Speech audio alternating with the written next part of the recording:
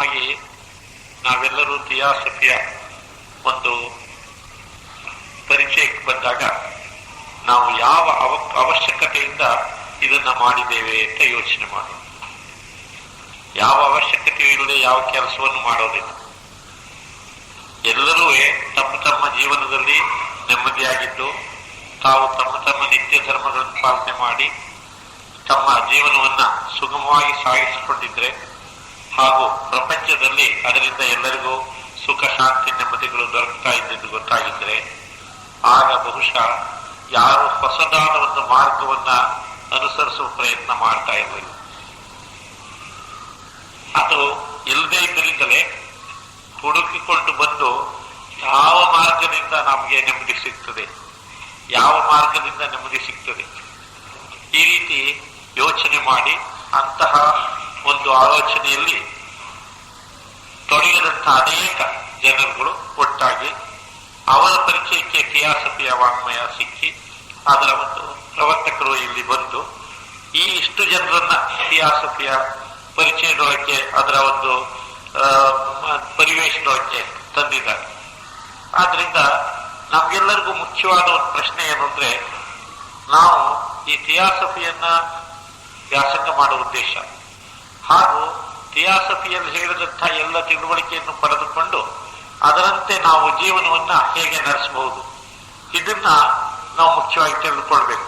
ಯಾಕೆಂದ್ರೆ ನಮ್ಮ ಉದ್ದೇಶವೇನು, ಸುಖ ಶಾಂತಿ ನೆಮ್ಮದಿಗಳಿಂದ ಮತ್ತು ಯಾವ ರೀತಿಯಲ್ಲೂ ಒಂದು ತೊಂದರೆ ಆಗದಂತಹ ಒಂದು ಅಭಯವಿರತಕ್ಕಂಥ ಜೀವನವನ್ನ ನಾವು ನಡೆಸಬೇಕು ಹಾಗೂ ಅದರಿಂದ ನಮಗೆ ಉತ್ತರೋತ್ತರ ಒಳ್ಳೆಯದಾಗಬೇಕು, ಈ ತರ ಒಂದು ಅಭಿಲಾಷೆ ಇರ್ತದೆ. ಅಂತ ಒಂದು ಜೀವನವನ್ನು ನಡೆಸೋದಕ್ಕೆ ನಮಗೆಲ್ಲರಿಗೂ ಯಾವುದಾದ್ರೂ ಒಂದು ಮಾರ್ಗ ಬೇಕಾಗಿರ್ತದೆ. ಆ ಮಾರ್ಗಗಳನ್ನು ಹೇಗೆ ಹುಡುಕ್ತೀವಿ? ಇಲ್ಲಿ ತನಕಲೂ ನಾವು ಅನುಸರಿಸಿದ ಮಾರ್ಗಗಳಲ್ಲಿ ಕುಂದುಕೊರತೆಗಳು ಅಥವಾ ಅದರ ವಿಫಲತೆಗಳು ಅಥವಾ ಅದರಿಂದ ಅನುಕೂಲವಾಗದೇ ಇರೋದು ಯಾವುದೋ ರೀತಿಯ ಒಂದು ತೊಂದರೆ ಬಂದಾಗ ಆವಾಗ ನಾವು ಬೇರೆಯದನ್ನು ಆಲೋಚನೆ ಮಾಡಲೇಬೇಕಾಗ್ತದೆ. ಅಥವಾ ನಮಗೋಸ್ಕರ ಬೇರೆಯವರು ಮಾಡಿಕೊಟ್ಟಂತಹ ಮಾರ್ಗಗಳನ್ನ ಪ್ರಯತ್ನ ಮಾಡಿ ನೋಡ್ಬೇಕಾಗ್ತದೆ. ಆ ಕಾರಣವೇ ಈಗ ಥಿಯಾಸಫಿ ಸುಮಾರು 125 ವರ್ಷಗಳ ಹಿಂದೆ ಪ್ರಪಂಚದಲ್ಲಿ ಕೊಡಲ್ಪಟ್ಟು ಅದು ಎಲ್ಲ ಮತಗಳ ಸಾರವನ್ನು ಒಳಗೊಂಡಿದೆ. ಎಲ್ಲ ಮತಗಳನ್ನು ಪ್ರೋತ್ಸಾಹಿಸತಕ್ಕಂಥದ್ದು ಮತ್ತು ಮತಗಳ ಆಚರಣೆಗೆ ಯಾವ ತರದಲ್ಲೂ ಅಡ್ಡಿಯನ್ನು ಉಂಟು ಮಾಡತಕ್ಕಂಥದ್ದಲ್ಲ ಅನ್ನೋದು ವಿಶಾಲವಾದ ತರಹದಿಯಾಗಿ ಎಲ್ಲರೂ ಇದನ್ನು ಅನುಸರಿಸೋದಕ್ಕೆ ಯಾವ ಸಂಕೋಚವೂ ಪಡಬೇಕಾಗಿಲ್ಲ ಅನ್ನೋದು ವ್ಯಕ್ತವಾಗಿದೆ. ಇದರಲ್ಲಿ ಅನೇಕ ತಿಳುವಳಿಕೆಗಳನ್ನ ನಾವು ಈಗಾಗಲೇ ನೋಡಿದ್ದೇವೆ. ಹೇಗೆ ಪ್ರಪಂಚದ ಸೃಷ್ಟಿಯಾಯಿತು, ಥಿಯಾಸಫಿ ಅಂದರೆ ಏನು, ಮತ್ತು ಮನುಷ್ಯನ ಸ್ವರೂಪ ಯಾವ ಥರದ್ದು, ವಿಕಾಸ ಹೇಗಾಯಿತು, ಮತ್ತು ಮಾನವನ ಸಪ್ತ ತತ್ವಗಳೇನು, ಹೀಗೆ ಪ್ರತಿಯೊಂದು ಸಪ್ತ ಶರೀರಗಳು ಯಾವುದು. ಮುಖ್ಯವಾಗಿ ಇಲ್ಲಿ ನಾವು ಪ್ರಸ್ತಾಪಿಸದೆ ಬಿಟ್ಟಂತಹ ಒಂದೆರಡು ವಿಷಯಗಳನ್ನ ಸೂಕ್ಷ್ಮವಾಗಿ ಪ್ರಸ್ತಾಪಿಸಲು ನಾನು ಇಷ್ಟಪಡ್ತೇನೆ. ಅದೇನಂದ್ರೆ ಕರ್ಮ ಮತ್ತು ಪುನರ್ಜನ್ಮ ನಿಯಮಗಳು. ಇದನ್ನ ಒಳಗೊಳ್ಳಬೇಕಾಗಿತ್ತು ನಮ್ಮ ವ್ಯಾಸಂಗ ಗೋಷ್ಠಿ, ಆದರೆ ಅದಕ್ಕೆ ಕಾಲಾವಕಾಶ ಸಾಲದೇನೆ. ಆದ್ರೆ ಅದನ್ನು ಬಿಟ್ಟೋದ್ರೂ ಮುಂದಿನ ವಿಷಯದಲ್ಲಿ ಅನೇಕ ಸಂದೇಹಗಳು ತಲೆದೋರು. ಆದ್ರಿಂದ ಒಂದೆರಡು ವಿಷಯಗಳಲ್ಲಿ ಇದನ್ನ ಸೂಕ್ಷ್ಮವಾಗಿ ಹೇಳ್ತೇನೆ. ಮೊದಲನೇದು, ನಾವೆಲ್ಲರೂ ಗೊತ್ತಿದ್ದೋ ಗೊತ್ತಿಲ್ಲದೆ ಇದ್ದೋ ಕರ್ಮವನ್ನು ಮಾಡ್ತಾರೆ ಇರ್ತೇವೆ. ಅದರಲ್ಲಿ ಒಳ್ಳೆಯ ಕರ್ಮಕ್ಕೆ ಒಳ್ಳೆಯ ಫಲವನ್ನು ಮತ್ತು ದುಷ್ಕರ್ಮಗಳಿಗೆ ಅದಕ್ಕೆ ಕೆಟ್ಟ ಫಲವನ್ನು ಪಡೀಲೇಬೇಕಾಗ್ತದೆ. ಅದು ನಮಗೆ ಗೊತ್ತಿಲ್ಲದೆ ಇರಲಿ ಹಾಗೆ ಆಗ್ತದೆ. ಅಂತ ಒಂದು ನಿತ್ಯ ನಿಯಮದಲ್ಲಿ ನಾವು ತೊಡಗಿದ್ದೇವೆ. ಆದ್ರೆ ಯಾರಿಗೂ ಯಾವ ಕರ್ಮ ಮಾಡುವಾಗಲೂ ಇದರ ಫಲ ಹೇಗೆ ಬರ್ತದೆ, ಯಾವಾಗ ಬರ್ತದೆ ಅನ್ನೋ ಕಲ್ಪನೆ ಇಲ್ಲ. ಈಗ ಉದಾಹರಣೆಗೆ ನೋಡೋದಾದ್ರೆ, ಕೆಟ್ಟ ಕೆಲಸಗಳನ್ನು ಮಾಡಿದಂಥವ್ರು ಅನೇಕರು ರಾಜಾರೋಷಾಗಿ ಸುಖವಾಗಿ ಕಾರ್ನಲ್ಲಿ ಓಡಾಡ್ಕೊಂಡಿರ್ತಾರೆ. ಒಳ್ಳೆಯ ಕೆಲಸಗಳನ್ನೇ ಮಾಡ್ತಾ ಬಂದವರಿಗೆ ಅನೇಕ ತೊಂದರೆಗಳು ಬಂದು ಅವರು ಬಹಳ ತೊಂದರೆಯನ್ನು ಅನುಭವಿಸ್ತಾ ಇದ್ದಾರೆ.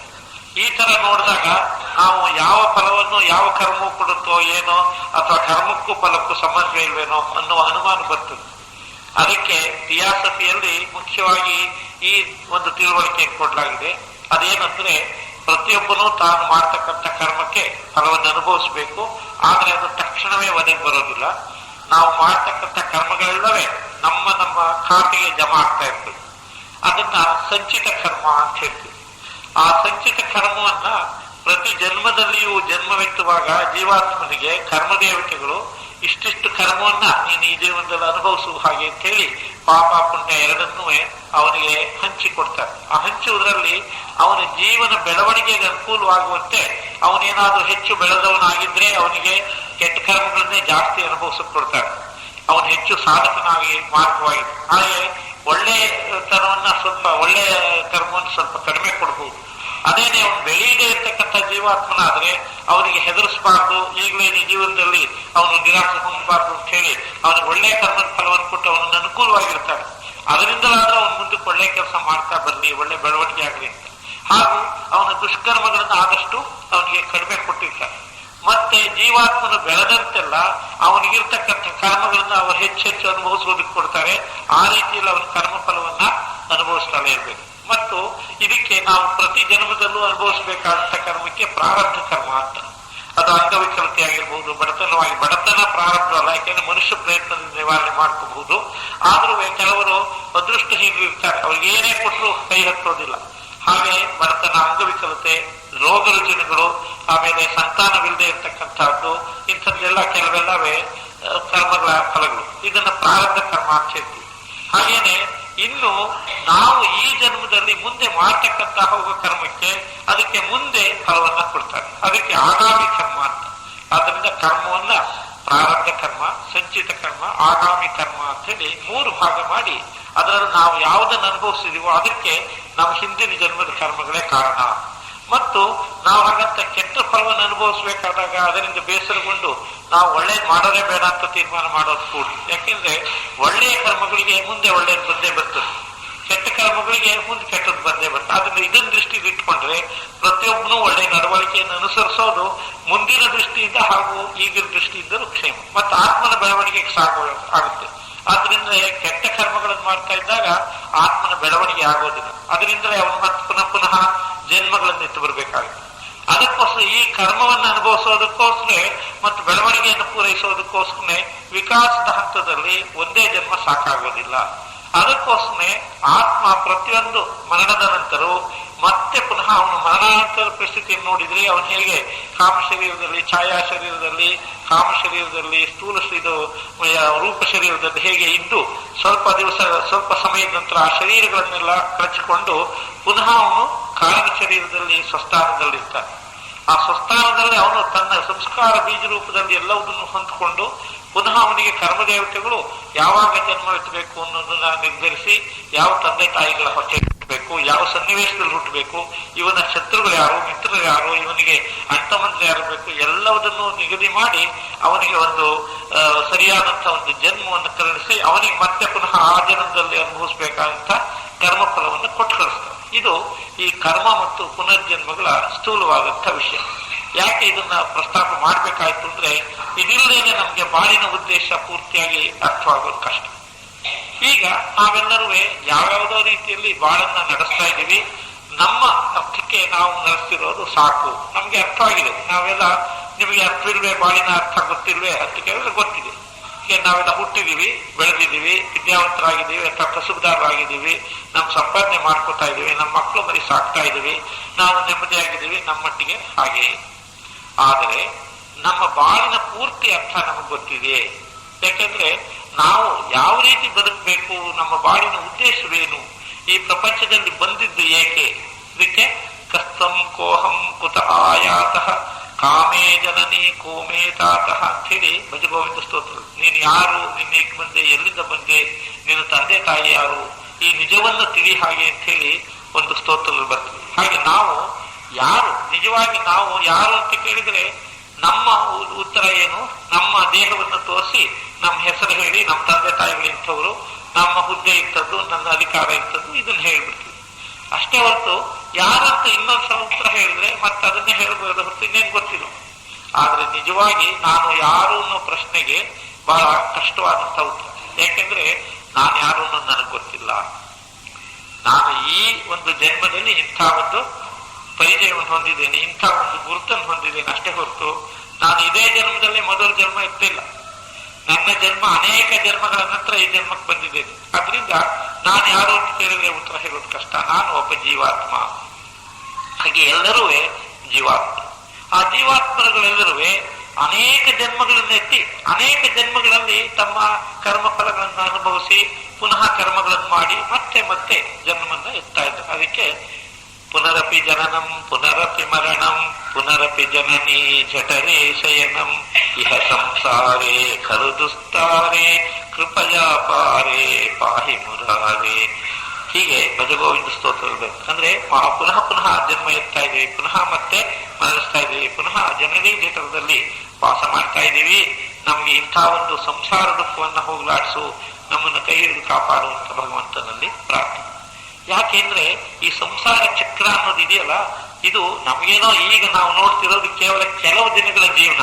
ಇದರಲ್ಲಿ ನಾವು ಸುಖವಾಗಿದ್ರೆ ನಮಗೆ ತುಂಬಾ ಇಷ್ಟವಾಗ್ತದೆ, ಇದರಲ್ಲಿ ನಾವು ಕಷ್ಟಪಟ್ಟರೆ ನಮಗೆ ಬೇಸರ ಆಗ್ತದೆ, ಅಷ್ಟೇ ಹೊರತು ಇದರ ಹಿಂದಿದ್ದು ಮುಂದಿದ್ದೇನು ನಮಗೆ ಗೊತ್ತಿಲ್ಲ. ಆದ್ರಿಂದಲೇನೆ ನಾವೆಲ್ಲರೂ ಬಾಳತಕ್ಕಂಥ ಒಂದು ರೀತಿಯಲ್ಲಿ ನಮಗೆ ಬಾಳಿನ ಸರಿಯಾದಂತಹ ಉದ್ದೇಶ ನಮಗೆ ಸರಿಯಾಗಿ ಅರ್ಥವಾಗಿಲ್ಲ ಅಂತ ಹೇಳ್ಬೇಕು. ಯಾಕೆಂದ್ರೆ ಇದಕ್ಕೆ ಬೇಕಾದಂತ ಹಿನ್ನೆಲೆಯ ತಿಳುವಳಿಕೆ ನಮ್ಮ ಒಂದು ತಿಳುವಳಿಕೆ ಬಂದಿಲ್ಲ. ಯಾಕೆಂದ್ರೆ ನಮಗೆ ಕೊಡ್ತಕ್ಕಂಥ ಆಚಾರ ವಿಚಾರಗಳಲ್ಲಾಗ್ಲಿ ಅಥವಾ ಶಾಸ್ತ್ರ ಸಂಪ್ರದಾಯಗಳಲ್ಲಾಗ್ಲಿ ನಾವು ಪ್ರತಿಯೊಬ್ಬರು ಹೇಗೆ ಇರಬೇಕು ಮತ್ತು ನಾವೊಬ್ಬರೇ ಇರೋದಲ್ಲ, ನಮ್ಮ ಮತ್ತು ಪ್ರಪಂಚದ ಸಂಬಂಧ ಹೇಗಿರಬೇಕು ಅನ್ನೋದನ್ನ ವಿವರವಾಗಿ ತಿಳಿಸಿ ಹೇಳದೇ ಇರೋದ್ರಿಂದಲೇ ಈ ಕೊರತೆ ಇದೆ. ನಾವೆಲ್ಲ ವೈಯಕ್ತಿಕವಾಗಿ ಬದುಕ್ತಾ ಇದ್ದೇವೆ. ವೈಯಕ್ತಿಕವಾಗಿ ನಮ್ಮ ಅಭಿವೃದ್ಧಿಗೆ ನಾವು ಕಷ್ಟಪಡ್ತೇವೆ, ನಮ್ಮ ಮಕ್ಕಳು ಮರಿ ಸುಖವಾಗಿರೋದಕ್ಕೆ ನಾವು ಪ್ರಯತ್ನ ಪಡ್ತೇವೆ, ಅದಕ್ಕೋಸ್ಕರ ಸಂಪಾದನೆ ಮಾಡ್ತೀವಿ, ಅದಕ್ಕೋಸ್ಕರ ಯಾವ್ದಾದ್ರು ರೀತಿಯಿಂದ ಸಂಪಾದನೆ ಮಾಡ್ತೀವಿ.